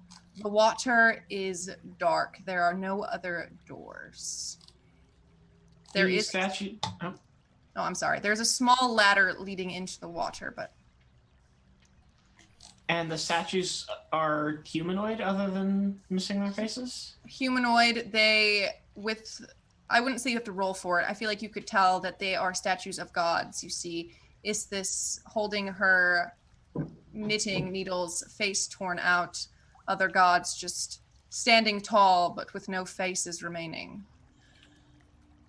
Does it kind of look like the faces were maliciously removed? It definitely looks like there was a reason that there are no longer faces on these god statues. Okay. Okay, cool. With Rosamund's background as like an acolyte, like going for a little bit as to like be trained to be a cleric, would she have known of any myths or legends of something that might be seeking to destroy the gods? I would say roll me either a religion or a history. Okay, I'll take religion. All right. With that, I would say in your mind, you think as far back as you can. Over texts you may have read, anything with that. You can think of an ancient creature that once existed. You can't quite put your finger on what it is, but there was once an ancient set of creatures who seemed to not favor the gods very much. Okay. So I'll share this with the rest of the party that it's likely we're dealing with some type of creature rather than another god, or not a fiend or a demon, maybe some more of like a I don't know, like an old titan of some kind. Is that Okay. yeah. That will be easier to smash. Depending on what it is, but you are very good at smashing. All right. So with this information, do you want to do what? So I'd say, are there other people around? This room is completely empty, minus the pool, the statues, and the relaxing lounges. So no sign of the leaders that the ladies were pointing us to? Nope. And you said the water in the pool is dark and we can't see through it, right? No, you cannot. It is, you'd say murky, but it doesn't look cloudy. Okay. Just for the fun of it, I'd like to use my Mage Hand cantrip and cast Mage Hand and just kind of have it go into the water and like scoot along the bottom, trying to like see if there's anything in there. All right. So as it travels, how far can that travel from you? 30 feet. 30 feet. So as it begins to try to go down to scoop, it quickly realizes that it is far deeper than you can reach. So Okay. it continues to follow along where it can. And the pool itself, the opening, is approximately 30 feet, so you can make it to the other end. It seems that just like the middle finger of it can just gently touch an opening to another doorway underneath In the water. on the opposite side of the pool's ladder. Wait, I'm sorry. So Where's the entryway? it's like a square Mhm. pool. There's a ladder here. On the opposing side, you can just barely feel 30 feet below Okay. where you are a small crevice, which would feel like maybe an opening of some sort. Got it. I got it now. Thank you. So I'll share that with the group and just kind of go, instantly seems like a really bad idea to go in there. Okay. I'm probably going to wander around the outskirts having a closer look at the statues with their faces torn off. Because that's a thing. Would you like to roll an investigation? You know what? I can certainly give it a go with my -1 to that. All is not smart. Oh, yeah, 10. Solid 10. You can definitely tell that something ripped these off on purpose. But other Okay. than that, that is all you see. Mm. Welcome back, Scrat. What we have learned that in the pool of water, it is far deeper than 30 feet. And on the opposing end of this pool, there seems to maybe be a doorway of sorts underneath the water about 30 feet. Ah. What if doorway? So, I mean, Given- probably. Yeah. But we did given learn. my... We did learn about going underwater, right? We go underwater, we find cultists, and it's not a very nice time. Oh, Maybe we go underwater again and there's more important cultists. what were you trying to say, Manalian, about the So if, given my affiliation with the sea in general, and my association with nature as a druid, can I look into this water and just see if like the murkiness or whatever in it is something natural, or if it's something that would be dangerous to get into? I would say either roll me an Arcana or a Nature check. I'd say you'd have advantage because you are a level 20 druid. All right, with a 23, it seems like this water was probably far clearer at one point, and perhaps there is something causing it to be darkened on purpose. You can't quite tell if it's magical or not, but you can definitely tell that it was done on purpose. Okay. Does it seem like anything that might be unhealthy if we were to get into it to go look at this opening area, or? With the 23, I'd say you would believe that it is fine. It just seems to be very dark. Okay, I'll go ahead and relay that to the others. Say, hey, the water looks suspect, but it should be fine. Okay. We should go in. No. We learned about going in. That's not what we want to do. I'm just gonna push the cat in and then jump in after him. Gonna gently wade in. See, the thing is, I would cling to you, but I know you'd just jump in anyway. So with a splash, Rodrigo enters. Much more gracefully, Nagini follows in like a snake entering the water. Hole slowly lowers. The water raises about like a centimeter as... Yeah, not that you can see me going in, but you can see the water going up. That's how you know that Hole has entered. And Rosamund?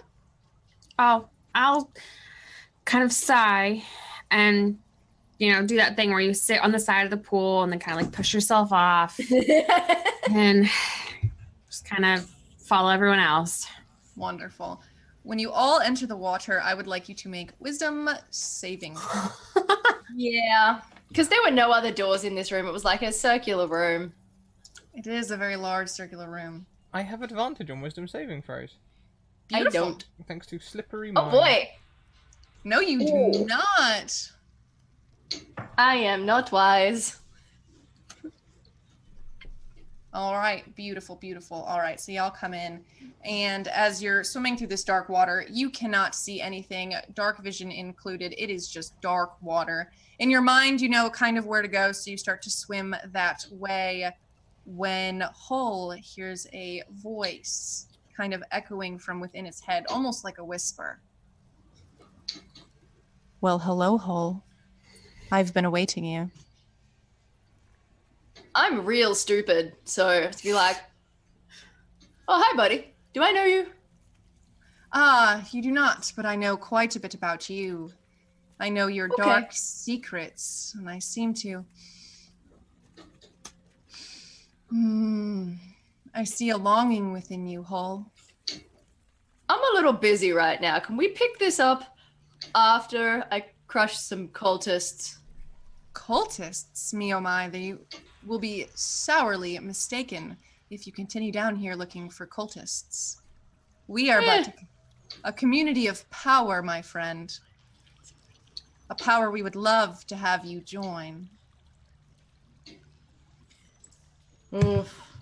I've already got some friends. I really think we should pick this up later. It's really nice to talk to you. I'm sorry if I don't remember you. You seem to know me. I'm not good at that. You know, when you pass somebody in the street and they're like, "Hey, how you going? It's been a while," and you're like, "Oh God, I don't know this person at all." I'm having kind of that moment right now, and I'm really sorry. I feel like I should know you, but I don't.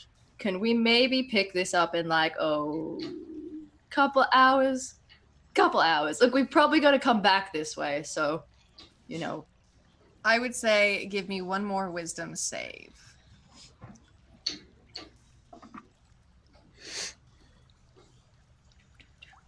oh, where is it?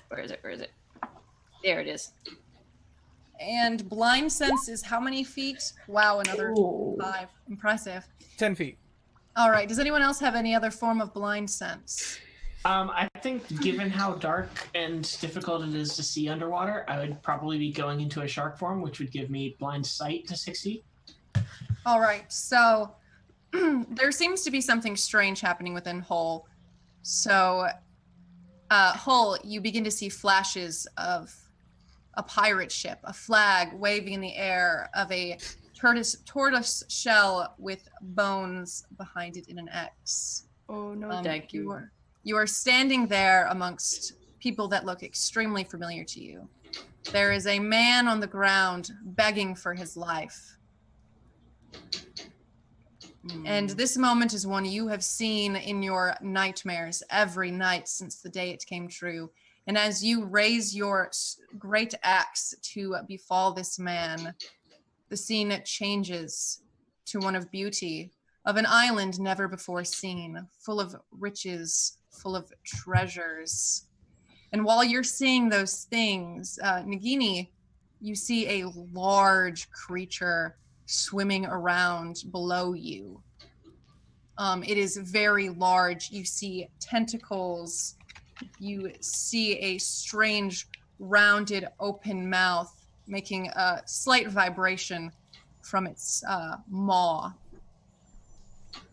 And I would say that you, as a druid, would recognize this creature as an aboleth.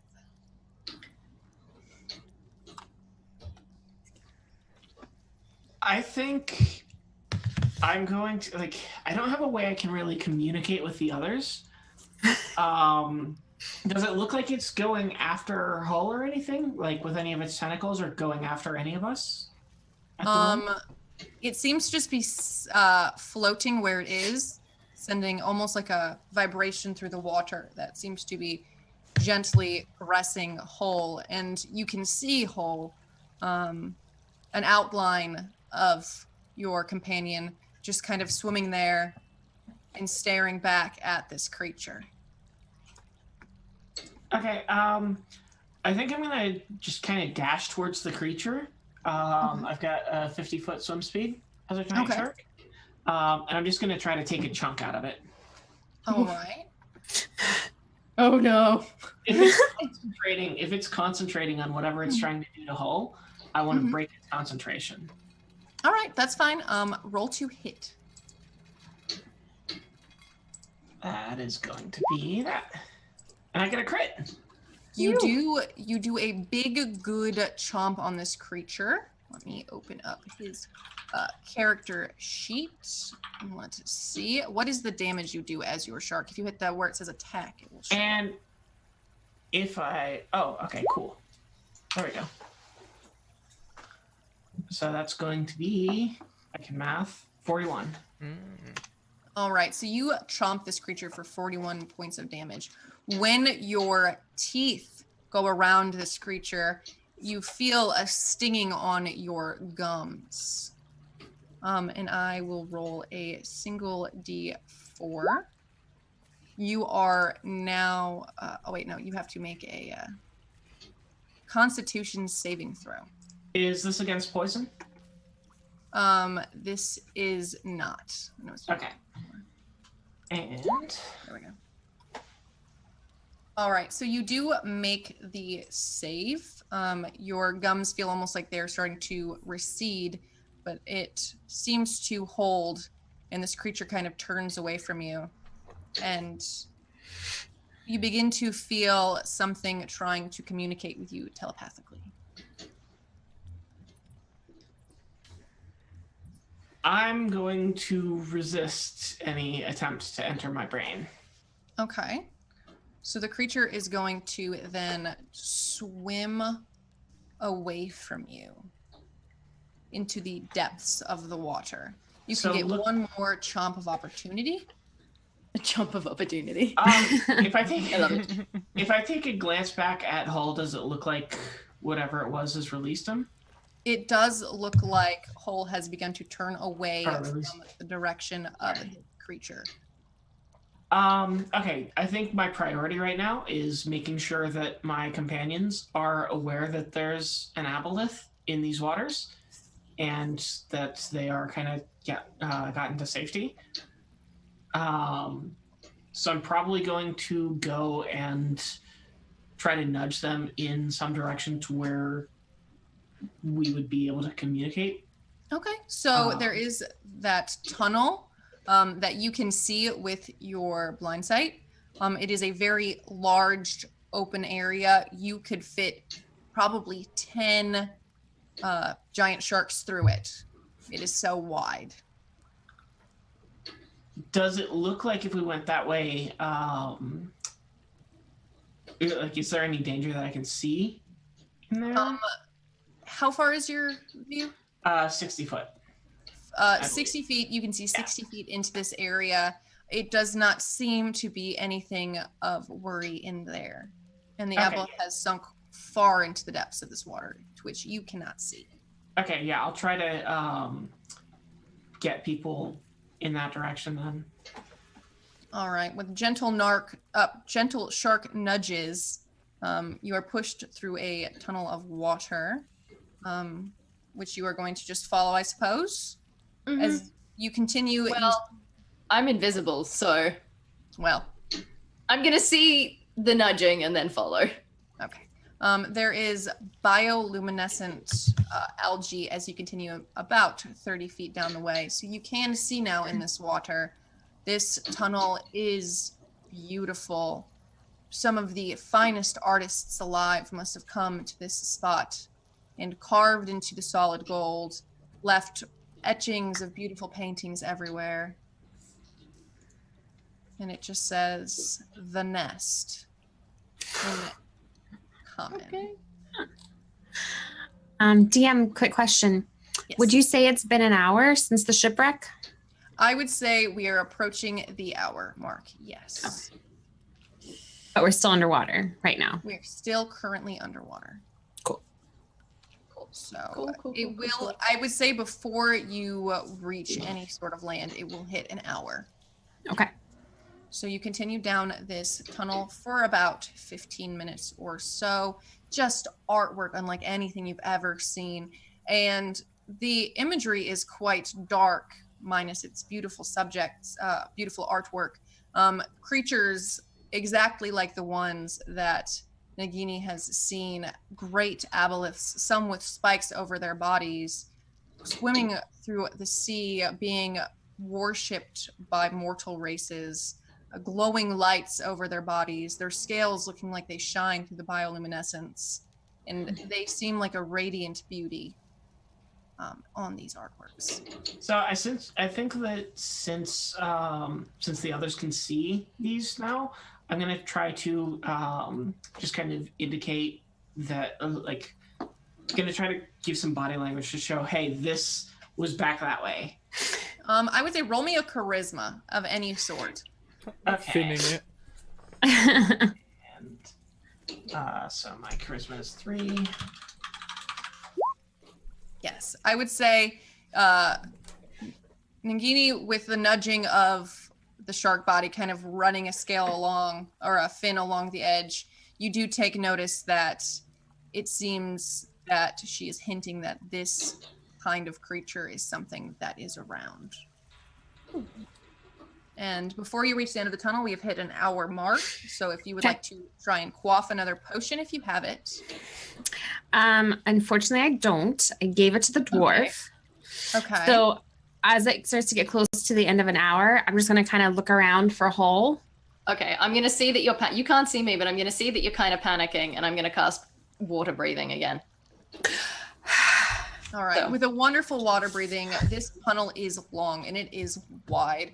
It seems to be telling some sort of tale of the rise to power and then the fall of these wondrously horrifying creatures. And at the end of their crumble, you see one great aboleth standing amongst the wreckage, surrounded by a nest of eggs. And once you reach that part of the story, the tunnel seems to have a large opening once again into more murky water. But above about 30 feet, you can see the glimmering of light that would symbolize the air. Okay. I'm not sure how this will work underwater, but can I poison my blade underwater? I would say you cannot apply the poison underwater, but you can use the poison while underwater. I'm sure there's rivets in your blade to hold it. Hmm. Would you like to continue into the water or go up to the air? What would you like to do? Well, I mean, I'm gonna look to my party members because at the moment underwater I'm just gonna. The power. Yep. I think I might shift into a crocodile from a shark. Luckily, level 20, I have unlimited wild shapes, or I'd be much more limited in this. But I think I'm going to go up and kind of just like that crocodile thing where you just have your eyes and snout just barely breaching the surface, kind of just get an idea of what's up there and whether it's safe. You see something unlike anything you have ever seen before.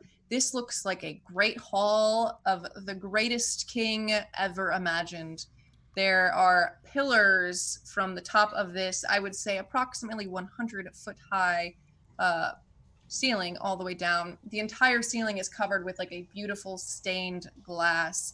The walls are still made of a beautiful brick. There are statues of gods with faces again ripped out, but these are much larger than the ones in the small pool room. This is a massive area, and in the center of it, approximately 100 feet away from you, there is an island of sorts, and on that island is a woman, from what you can tell, sitting on a chair, and kneeling next to her is a half-orc man. Shout out, Captain. I would say that you can tell that this is a very familiar orc man.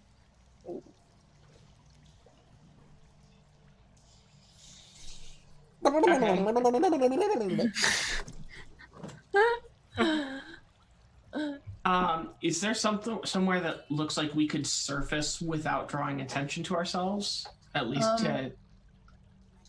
So it looks like they are facing more towards the right and not in your direction. They seem to be in a conversation of sorts. To the right, they're facing to the right, and then to the left, I'd say there is a small lip of dirt, like a pile, a small island of sorts, probably only 15 feet round. You could fit on there as long as you roll me stealth checks if you do not want to be found. And we will take the group positive fail or succeed. Advantage because invis. Advantage because invis. Yeah. That was such a good thing for me to take because I am not stealthy. I'm only stealthy when one of my forms is stealthy. Cool. Okay. Cool. Oh, cool. wow. Believe it or not, Right. that was an awful roll. I will say that you get out of this water and they do not turn to face you. Thank goodness for that advantage because... Yeah, that if it was any lower, I'd say that the group's average would not be a success. Because an 18 is also kind of cutting it. Okay, so we've gotten out of the water? Mm-hmm. Can I take just 2 seconds? Do I want to poison my blade? That is part of my poisoning kit. That takes, what, like 10 minutes to do? I could say that this is a short rest of sorts if you want to kind of get your wits. I know you have hit dice if you want to roll it or not. That is totally fine by me. I know some of you have taken a little bit of damage. Yeah, I took a little bit. Let's... Yeah, I'll take... Oh, Christ. 3. If you need more healing, I do have some healing spells, which I can cast silently. I'm not looking in danger. I just thought I'd use, some to bolster. Probably better to use them in heat of battle.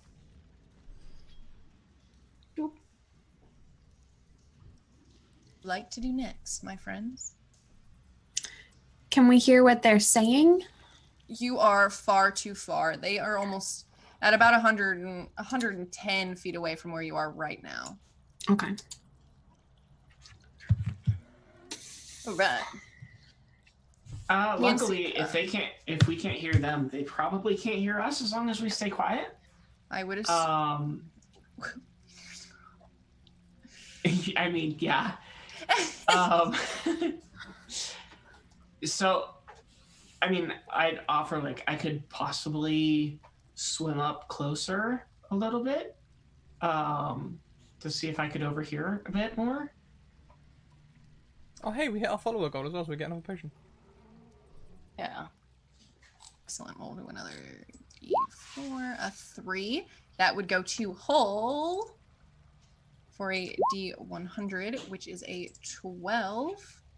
I should have read off what these potions did too. So you see on this small island let's see, where did it go? A cheap beer with chunks of wax inside of it. Cool. And I'll just tell everyone what their potions do right now. Your potion is a potion of intravision. We also had a growth potion for Rosamund. We also had which one is it? The countering fatigue potion for Rosamund, and the mouse eyeball is a direction sense potion. Ooh. Direction sense was the one I got, right? Yes. Okay. Okay. Hmm. Got intravision? Infravision. Infravision. Ooh, Ooh. that's cool. Yeah. Hmm. Do you think the lady is one of the leaders the woman was speaking about? Probably. I think we need to get the captain out of here. Do you think that perhaps you would be alarmed if the captain was up here talking rather than down there? Because I have definitely spent 3 or 4 hours around the captain, and I'm fairly sure I can imitate his voice. Yeah. If that's useful. Someone would probably have to come and investigate it. I think so. Well, yeah, but then what then? Do we hide or what's the plan? I think we need to hear what they're saying. There's so many children back there, and that thing in the water was not friendly, not my friend. Pretended to be my friend, not my friend. And there's children back there and people who might be from the village, and our captain was acting very strange and is now here. I think we need to hear what they're saying. Also, what you were saying about feast and breeding rituals, I don't know that that's a good thing. So what, do you just want to have a conversation with them, then maybe we don't need the rules. Maybe we start with conversation. Or listen to their conversation. I don't know. Well, would we like to go and sneak ahead and go and see if what they are saying now? Yeah, I think we gotta get closer.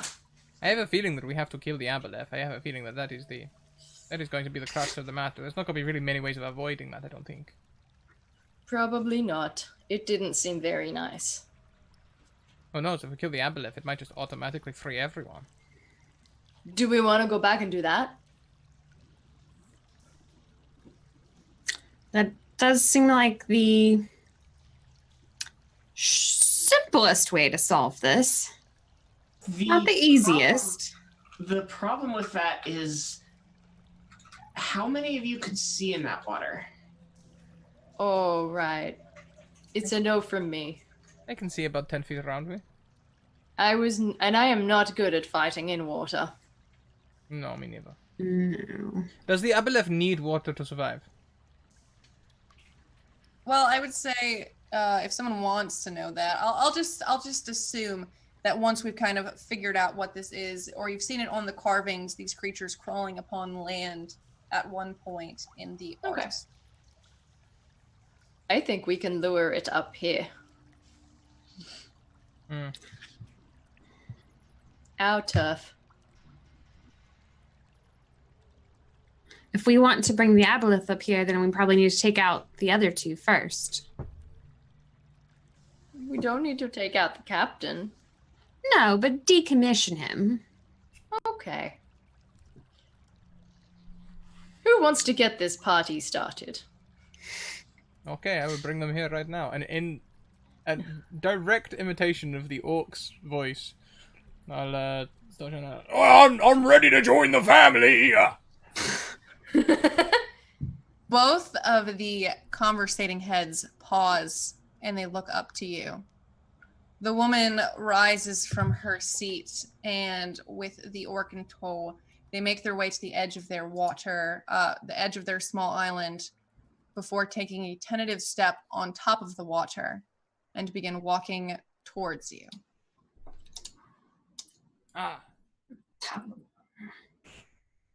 The woman is carrying a staff and wearing robes. It is clear she is some type of woman of magic. Oh, She boy. has fiery red hair, and as she gets closer, you kind of notice the way her jaw is shaped. Looks very familiar to a man that you had met just this morning.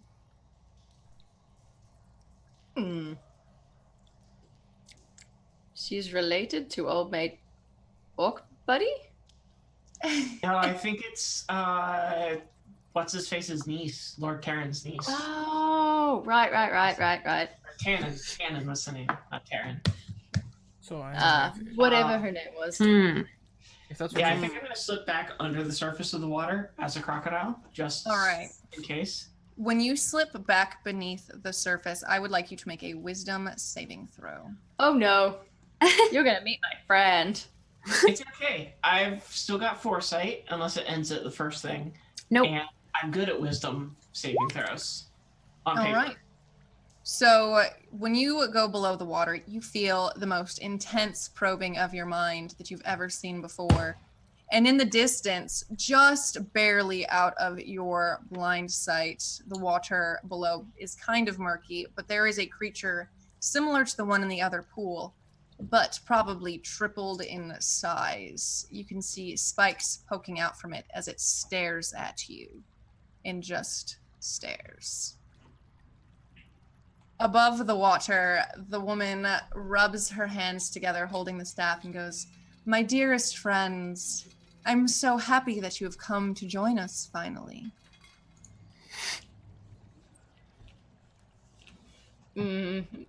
Not saying anything. I'm just kind of sidling quietly around to get myself in a So they can kind of sideline position. They can clearly see now that I am not the orc and that I am in full view, which is honestly the last place I want to be. You are in stark view. She's about 30, I would say she's about 50 feet. So she's talking kind of loudly, but she's kind of at a distance. "My dear friends, would you care to come to my island and speak somewhere a little less small?" And she will cast water walking on all of you. Okay, that's fairly well, not me. Well, not you. But she will turn and then begin to walk back to the island. I'm gonna turn to, I guess Rodrigo's still right next to me, and I go, "Are we talking or are we fighting?" No, plan now. We make them, convince them that we want to join, that we are all on board, and then when they're least expecting it, we stab them in the back, and, you know, Mr. Okay, Nephew, well- Mr. Uncle, I'm sorry, but your daughter was a crazy psycho. We couldn't do anything. She was under the thrall of an aboleth. We had to kill her. Shame, these things happen. Okay, you had me right up to that last little bit. Excessive. Talking's fine. Let me know when we're stabbing, and maybe I'll be able to take her out. It looks to me like she's kind of the leader. Maybe she is mind controlled. Okay, well, if you can confirm that she is mind controlled, then no need for stabbing, right? Okay. I'm gonna stay away from that island, just kind of right on the edge of the water that they're walking across. So are you going to walk upon the water, or are you going to go below the depths? I cannot walk on the water, so I'm just gonna hang. I'm gonna hang like because we're in a deep pool, and then there's a bit of land, then there's more water in an island. So the island is kind of off the side, but there's 100 feet of water between you and this second island. Oh, okay. I'm gonna kind of quietly go into the water. If these guys are going to the island, I would quietly go into the water, but keep about 30 feet back from the island. That's fine. Once you go below the water, I would like you to roll a wisdom saving throw.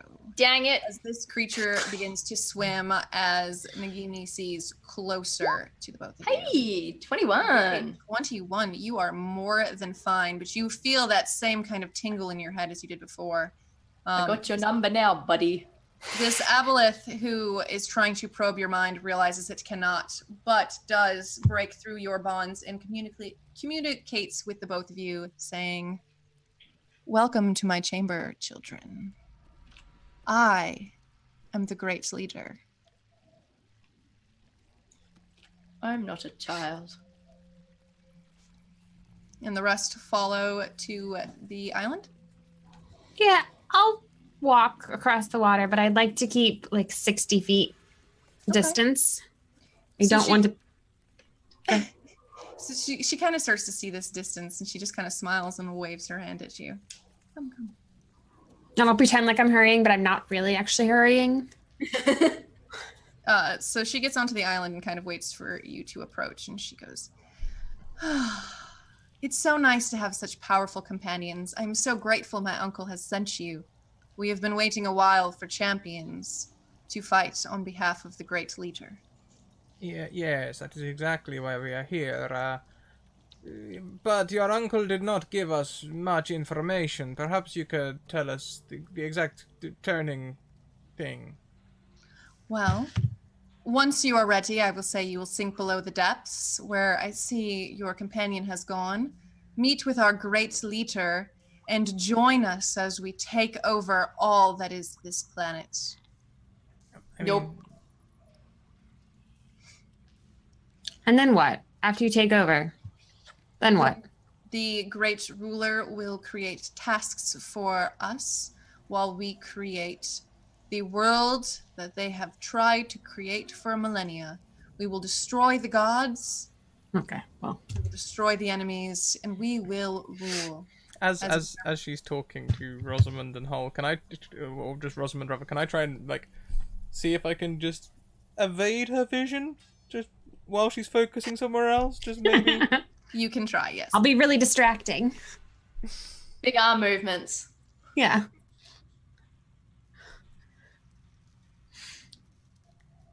So Nagini and I are in the water. Yes, with a large creature swimming closer towards you. Like, But I'm invisible in the water. So as far as this lady knows, there's not as many of us as there actually are. she does not know you are there, but this creature seems to be very knowledgeable of your location. Right. And this creature, if you thought the aboleth was big, Nagini, you are sorely mistaken. This creature is gargantuan by every mean of the title. And it keeps just telling you to submit as it gets closer. So this is going to be a long shot, but so is it within 150 feet of me? It by any has chance? it has begun to swim closer enough to hit a 100. It is beyond 150 feet closer to you. It is approximately 60 feet away at this point. Okay, I am going to attempt to feeble mind it. Okay. Yeah. It's probably a long shot because this creature probably has a high int save, but it's worth a shot. So the save Okay. DC is 19.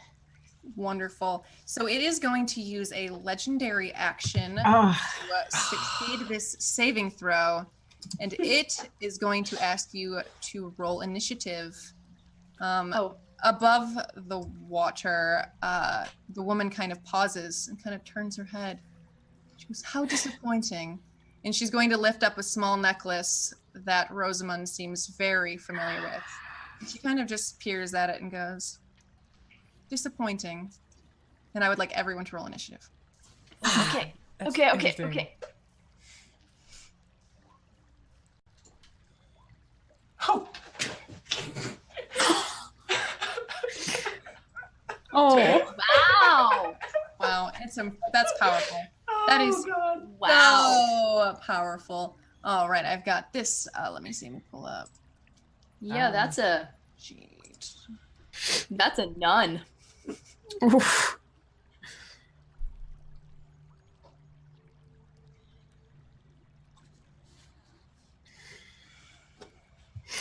Miss Haley Tennant has a +1 to initiative. All right, so let me go through and kind of get these.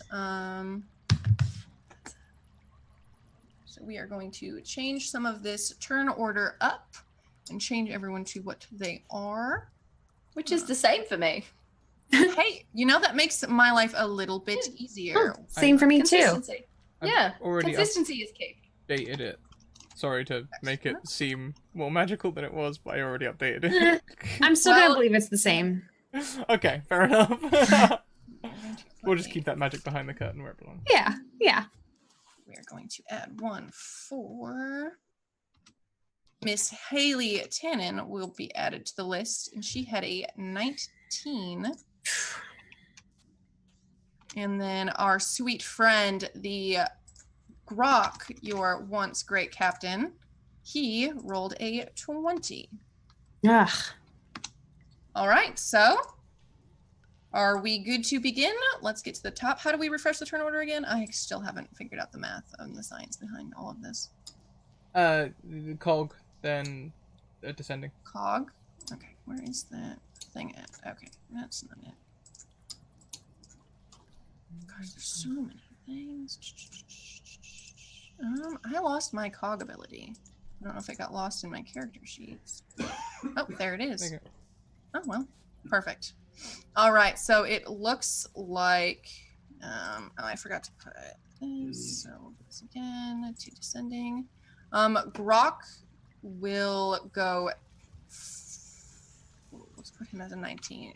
I think Nagini would go first. I believe you have a higher dexterity than he does. So if you would like to go before him, that is more than fine by me. You are in the water. I've got a 0 for my hit. Oh, you do? Oh, then he does beat you. And he is going to charge at Rosamund because you are the one there. And he is going to pull out a battle axe, which he did not have while on the ship, but he seems to be carrying a battle axe with a shield. So he is going to do this to hit. Oh, yeah. So a Oh, 20, boy. and he's going to hit you for 17 damage. Yep, of course. And I would say that is all he does for his turn, just trying to subdue you. So he hits that, and then it will go to then the 20 of Nagini, which fell back down to 0. Oh, wait, you did roll a 0 for your initiative? Like a straight 0? I have a -1, and I rolled a 1. Well, we'll change it to a 1, so you are last. So then Haley will go next. And again, unfortunately, you were abandoned by Rodrigo. So This is all part of the plan. she's going to shoot you with a magic missile. We're going to cast it at the 4th level. So we're going to add some D4s. We're gonna add what? You know what? I don't think she is, because I'm going to use my last 3rd level spell to counterspell that. Are you beneath the water or are you with I'm her? not beneath it. I'm kind of like floating above it. Like, Okay. totally. So you are going to cast Counterspell. I'm going to counterspell that. So does that mean it goes back and hits her? Does she have to roll anything for that? Ooh, I don't know. I think Is it it a just 4th fails. level? It is at the 4th level. Okay, so I'm going to have to roll for this. Casting a spell at 4th level or higher, make an ability check using my spell casting ability. The DC equals 10 plus the spell's level, so it's got to be a 14 charisma for me. All right. I'm going to try and... Where's my charisma? There it is. Nope. Oh, I tried to counterspell it, but... Good try.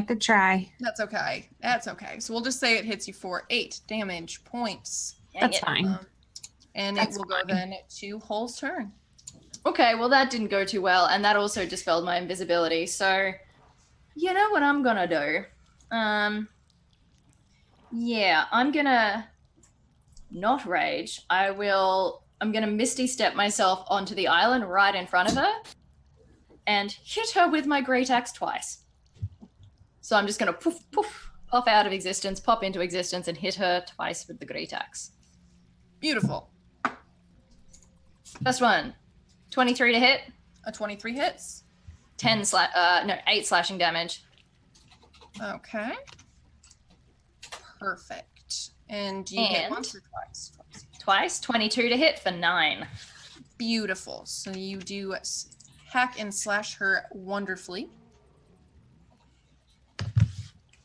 Hey, we've got to the killing part of her plan. Yay! And it goes to Rosamund. Okay. Is there a way that I can cast a spell DM to hit both Grok and Haley in a 30-foot but not hit Hull? What spell? Hypnotic pattern? Because of the fact that Hull is right in front of her, I would say you would have to also hit them as well. Oh boy. Okay. That's kind of what I figured. In that case, I am just going to cast Hypnotic Pattern to hit Grok.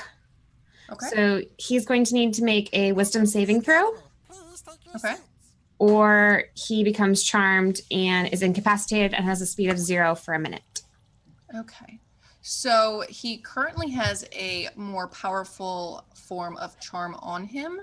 So I don't know if someone has more experience with that, but if you cast that spell, it seems that it does not work on him. Something more powerful is enthralling him. Okay. To act.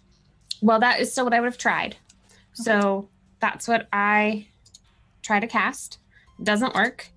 And he's right all up in my grill right now. Mm-hmm.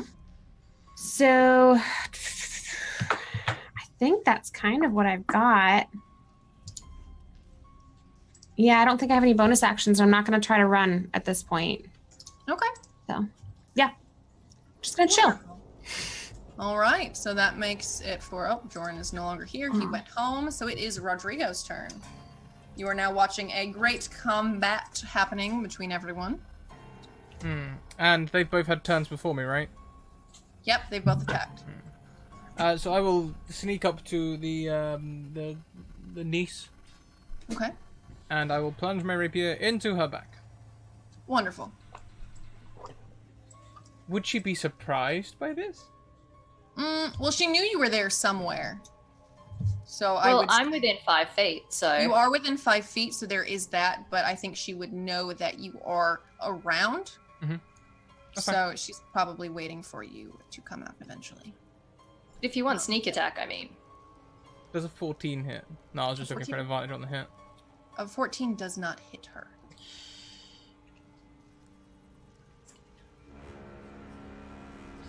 Oof. My bonus Do you action have- is oof. Do you have any more attacks? I mean, technically I could draw a dagger, but that's just not Rodrigo's style. So, yeah. All right. Well, that brings it to the Aboleth Behemoth's turn. Oh boy. A crocodilian. And it is going to charge all the way to you, the remaining 60 feet. Well, I'd say it remains about 20 feet away, and it is going to use one of its very sharp tentacles to try and gore you. Does a 26 hit your armor class? Is that me? It very much does hit me. That will hit the only one still in the water. So it'll hit Nagini, and it will do 32 piercing damage. Ouch. Let's see. I've currently got 85 because I don't actually have a way of tracking my wild shape hit points. So I think I'll do that in temporary HP. Okay. So that'll be 85 minus it was 32. Okay. Cool. And So I it got does 53 have left in this form. multiple attacks, so it is going to try again That hits. and is going to do 33 damage. And I hate to tell you this, but the Aboleth Behemoth has 3 attacks. That's a 25 hit. And that hits again. My AC is 14 as a giant crocodile. All right, Oh. so I'm guessing the giant crocodile is no more, as it has done 65, 78. So let's see. That's gonna leave me with 30 more damage. It's gonna take away the 2 temporary hit points I had from bits. And then Thank you for trying, chat. So I can math. That'd be 28 that I lose here, so that's... There we go. Pretty sure I mathed that correctly. Yeah, I think so. So are you up or down? So, oh no, I'm still up. My crocodilian form disappears, and I'm back to my regular form. And that excess damage came out of my regular hit points now, but I'm still up.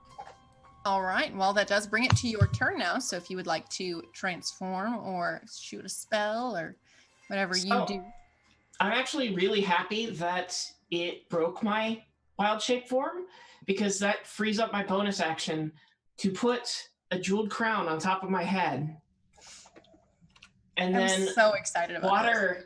the water just kind of starts to swirl around Nagini, and she starts to grow into a massive form as I cast Shape Change and take the form of a Leviathan. Oh Because boy. if you're fighting a gargantuan aboleth, you need to be another gargantuan sea creature. That is exactly what I have been most excited for this entire time.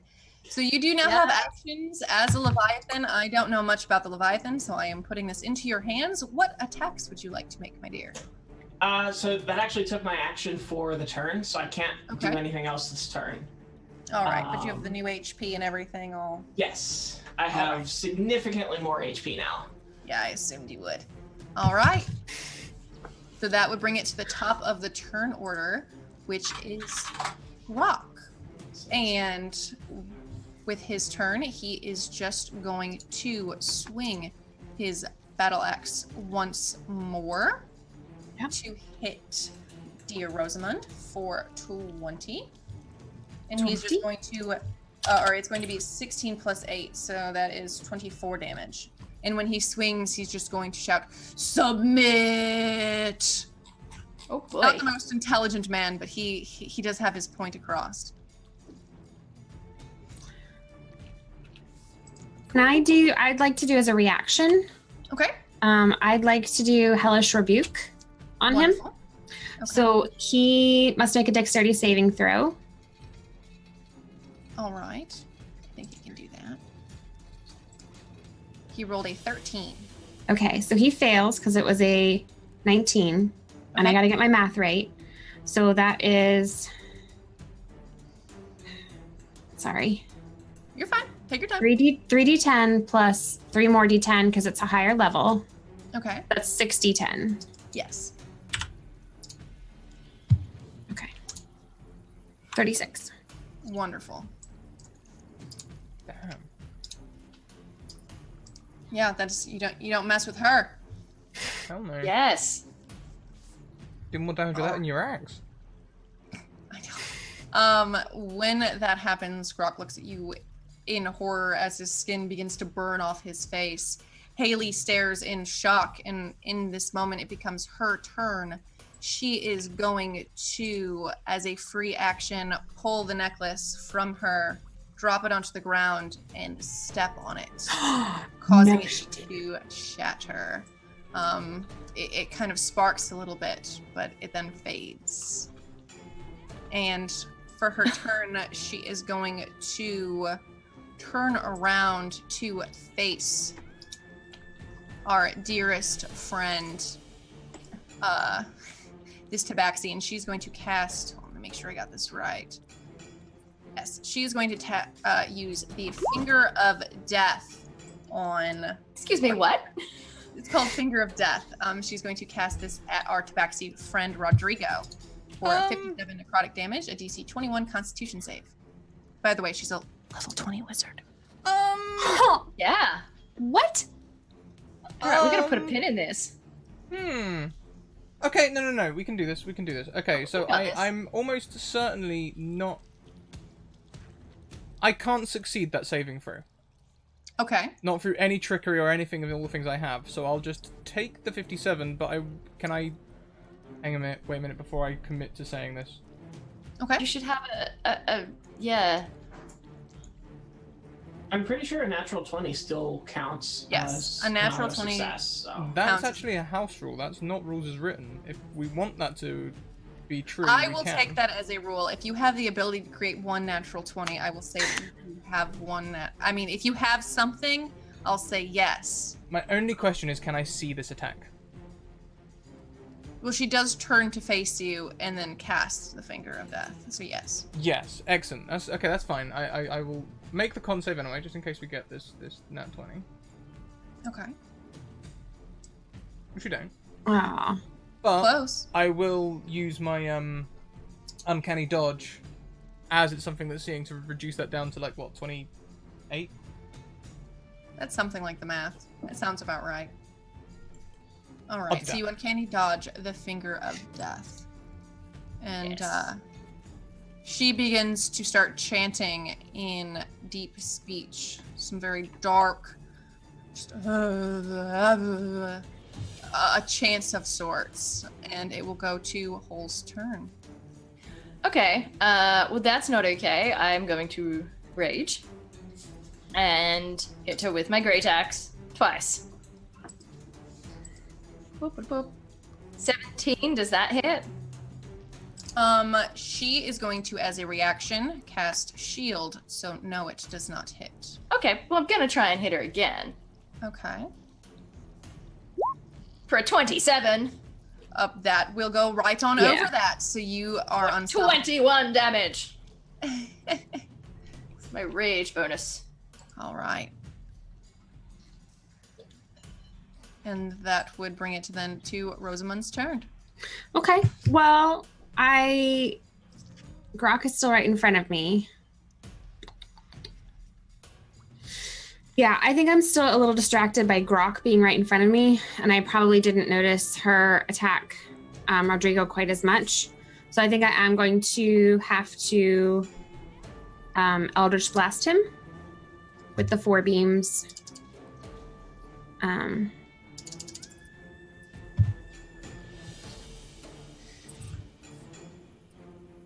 Ooh, nope, it's not gonna hit. No, that is definitely not going to hit. Not going to hit. You begin to form your hands for this energy, and he just bashes it down with his shield. But I'm going to use my bonus action to Misty Step 30 feet back. All right, so you Misty Step off to the side, now 30 feet away from Grok, and I would say about 45 feet away from the other battle happening. Yeah. And it goes on to Rodrigo. Well, Rodrigo is going to take his rapier, and he's going to plunge it deeply into this person that is killing him.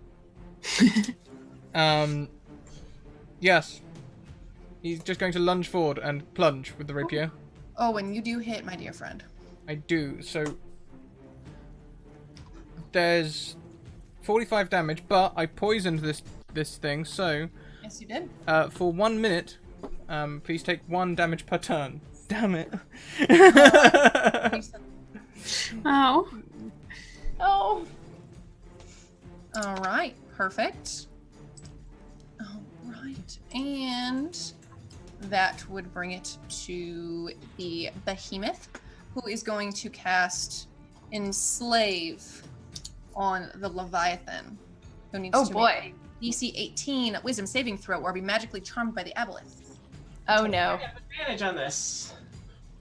Yes, you do. And once I can find my regular character sheet where it's got my wisdom stuff, there you are. All right, so you powerfully succeed this ability, and that is all it does. Suck it. And on my turn, I'm gonna go ahead and do a multi-attack. So as this Leviathan, which this would be the first time that Nagini has actually used this ability, goes straight at the aboleth and slams into it. So I'm gonna do a multi-attack to do a slam first and then its tail attack. Okay. And both of these are gonna be with advantage Okay. because of foresight, which is Right. fantastic. All right. All right. So it's a 34 hit, At 34 hits. and it's going to be 20. Okay. And these, if it's got resistance based on whether the attack is magical or not, all of my beast attacks count as magical. Excellent. Wonderful. Awesome. So you get multi-attack. So what are your other attacks? And so my tail does a 30 hit, A 30 hits. and that's going to be another 35. No, 32. I can math, I swear. I believe in you. All right. Do you get just the 2 attacks? Yeah, it's just the 2. All right, wonderful. So underneath the water, unbeknownst to the party, 2 creatures greater in any size they could imagine are dueling it out, life and death, tentacles and fins about as they try to wrestle under the sea. And it brings it to the top of the turn order, which is Rock. And he is just going to keep swinging this battle axe, shouting, "Submit!" Does a 17 hit Rosamund Yes. for 20 damage? Oof.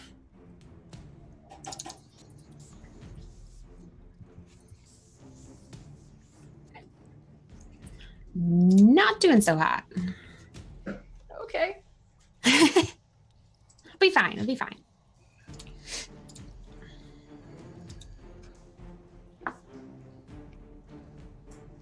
Okay.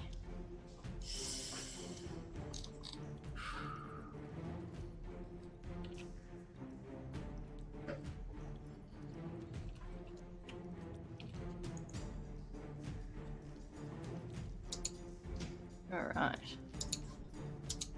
Did Haley already go? Don't think Haley's gone yet. Oh shoot, Haley does go. Oh, Actually, I missed something. I forgot about that. Sorry. So Haley, yeah, I probably should say this before you hit her. Haley looks terrible, bleeding from multiple parts of her body.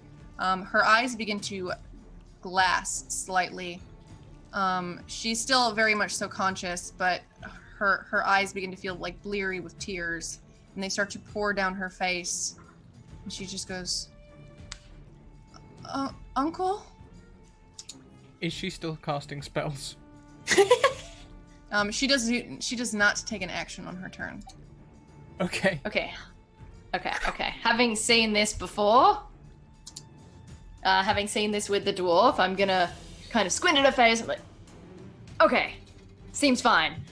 And turn to, how far away is Grok? Brock is about 15 feet away from you. Ooh, that's well within.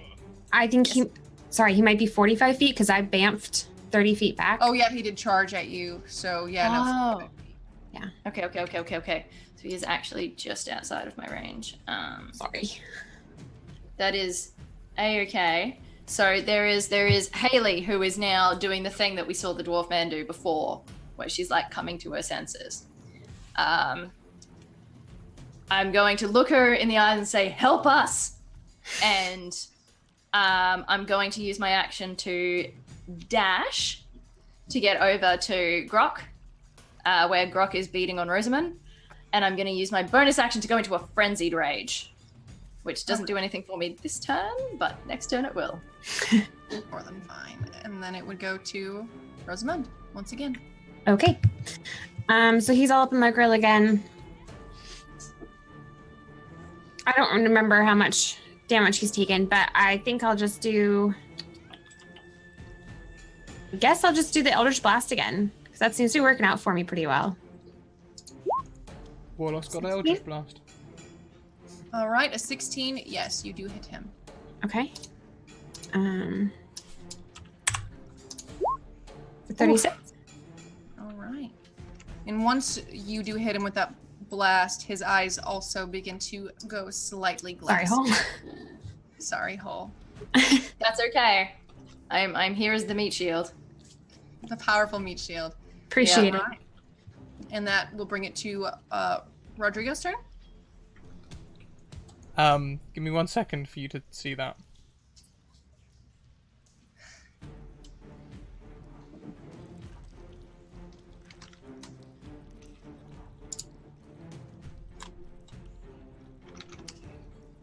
Okay, cool. Rodrigo appears right next to Hull, just like always, ready to attack. And instead of attacking Grok, plunges his rapier into Hull's flesh. Bitch, please. Would you say you saw this coming, Hull? Oh, no, absolutely not. Excellent. So I get advantage on the attack. Yep. This is gonna hurt you as much as it hurts me. Well, no, probably not nearly as much, but it is gonna hurt you.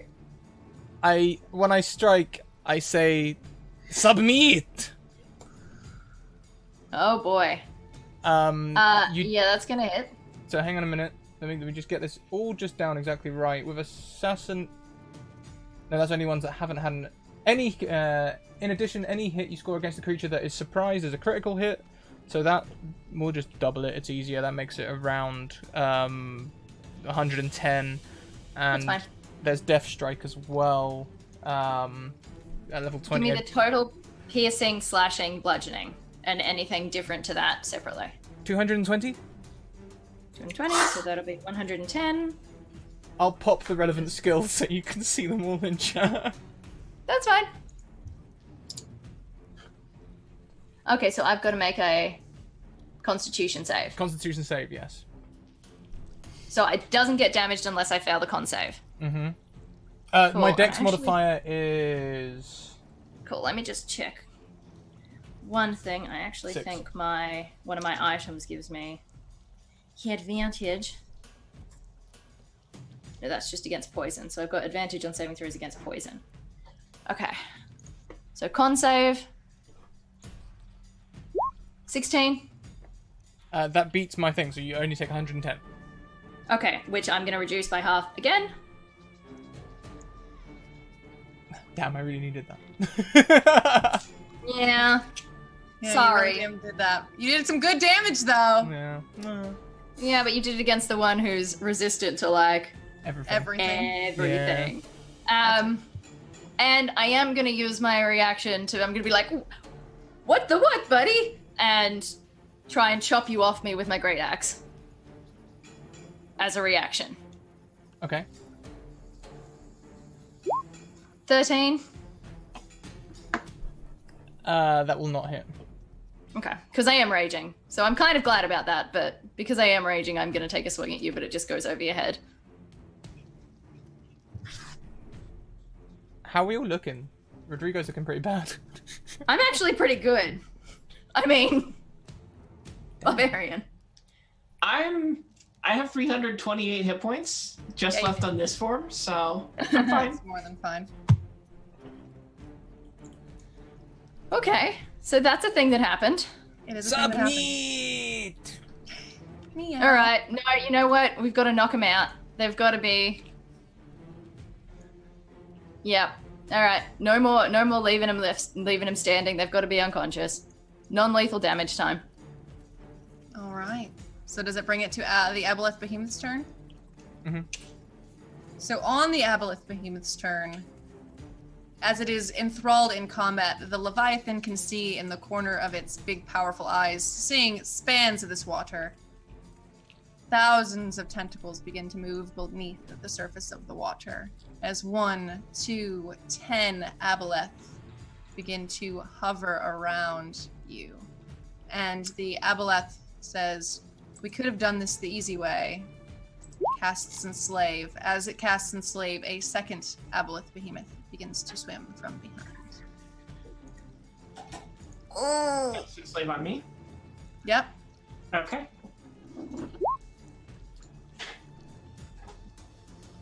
You succeed once again. And it Yes, ends good. turn. At this point, you would see about 12 to 13 regular behemoths, aboleths, plus one other aboleth behemoth, and all of them are probing into your mind at once, going, submit.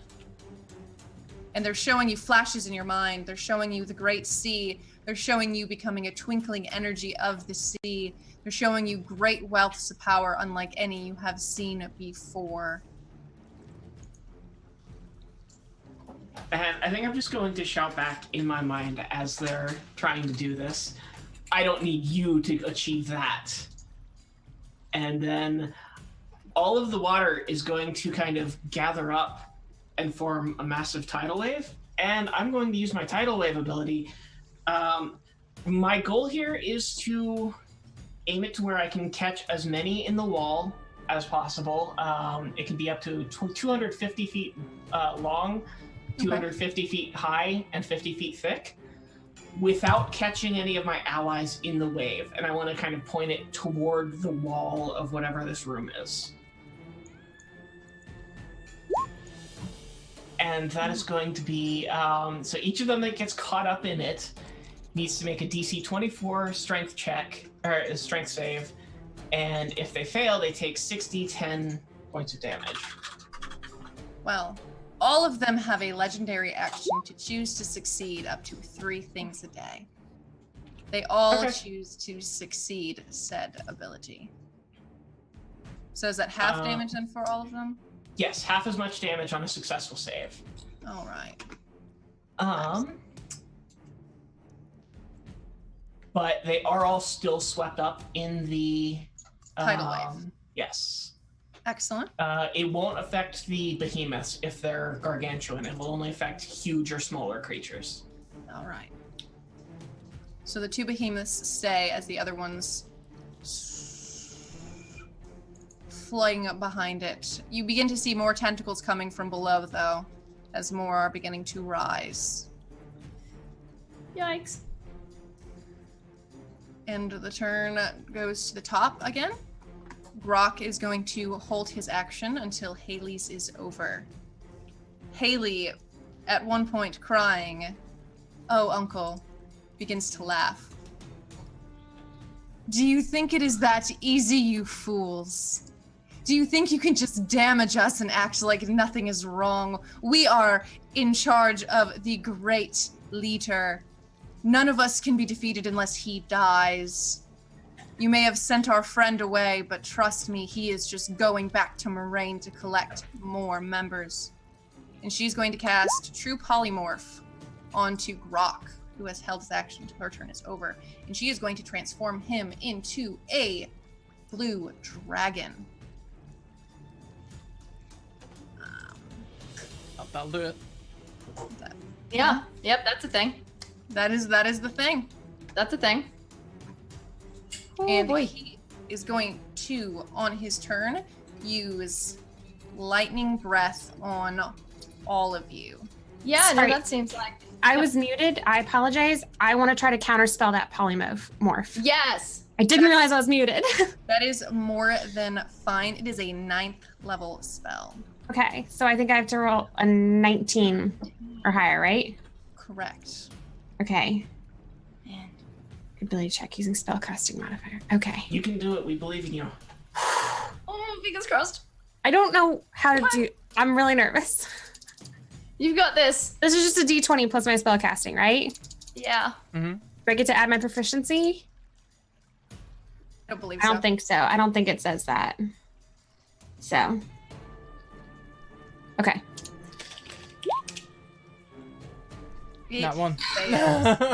Oh, no! And this great dragon blows a lightning storm of damage at all of you.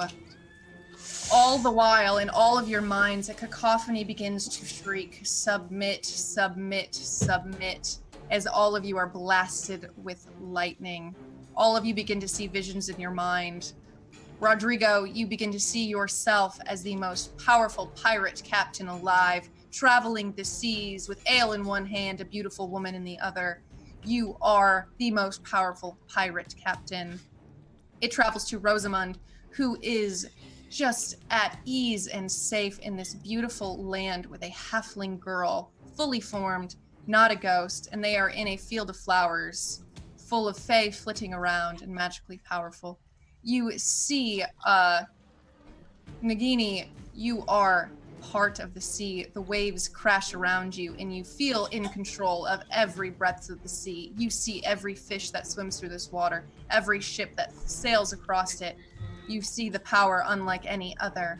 And Hull, you are on an island, one unbeknownst to any, as you begin to chart this map and find its mysterious treasures. You see everything you have wanted to see more than anything before, as your bodies begin to crumble under the chain lightning. Oh, boy. And that, my dear friends, is where we will end today. Fantastic. You had us all properly gripped there, Bree. That'll do it. Yeah, Aboleths, that'll do it. That'll do it. Level 20 as well. It's fun playing a level 20 character. I hardly ever get to do that, right? Why don't we go around? We are a little close to the wire on time, so let's go around quickly. Just give a quick recap on who you are, and we will where we can find you, and we will close out. So we'll start. We'll go the other way around. We'll start with Benishka. Oh, hi. Hi, I'm Bonishka on Twitter. Mostly tweet about Dungeons and Dragons, so Fantastic. I'm putting your link in chat there. Next around, we have the wonderful Minalien. Hi, I'm Minalien. I'm mostly around on Twitter and Twitch as Minalien. I talk about a lot of tabletop RPG stuff. I don't really do D&D that often, but I love to dig into a bunch of others. And it was fantastic being able to be a 20th level druid for the first time ever. So that was a lot of fun. So many cool spells and things. So many. Next around, we have the wonderful Alex Catu. Hello, I am Alex Catu. You can find me on Twitter at Alex Catu, where I talk about D&D and TTRPGs a lot. Geez, Bree, that was amazing. Thank you so much. You did such an amazing job. That was so many surprises and unexpected things. That was incredible. Thank you. Yes. Yeah. Despite a quick wrap up, it is very important to say how good a job you did, Bree. That was fantastic. We were 100% gripped, and if we didn't have a game right up to the wire on this one, I would have let it run on. Yes, that battle could have gone on and ended in a million different ways. I had like 6 different true polymorph options. I had more character sheets than I'll ever need. No, but all of them probably ended with our deaths. So. Have you seen?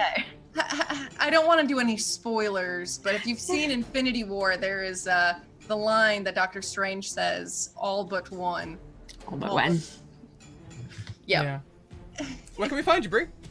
Well, I'm NPC Bree. You can find me on Twitter there, 2 E's. I'm on like a million different channels. I play on the Greyhawk channel. I play on Encounter Roleplay.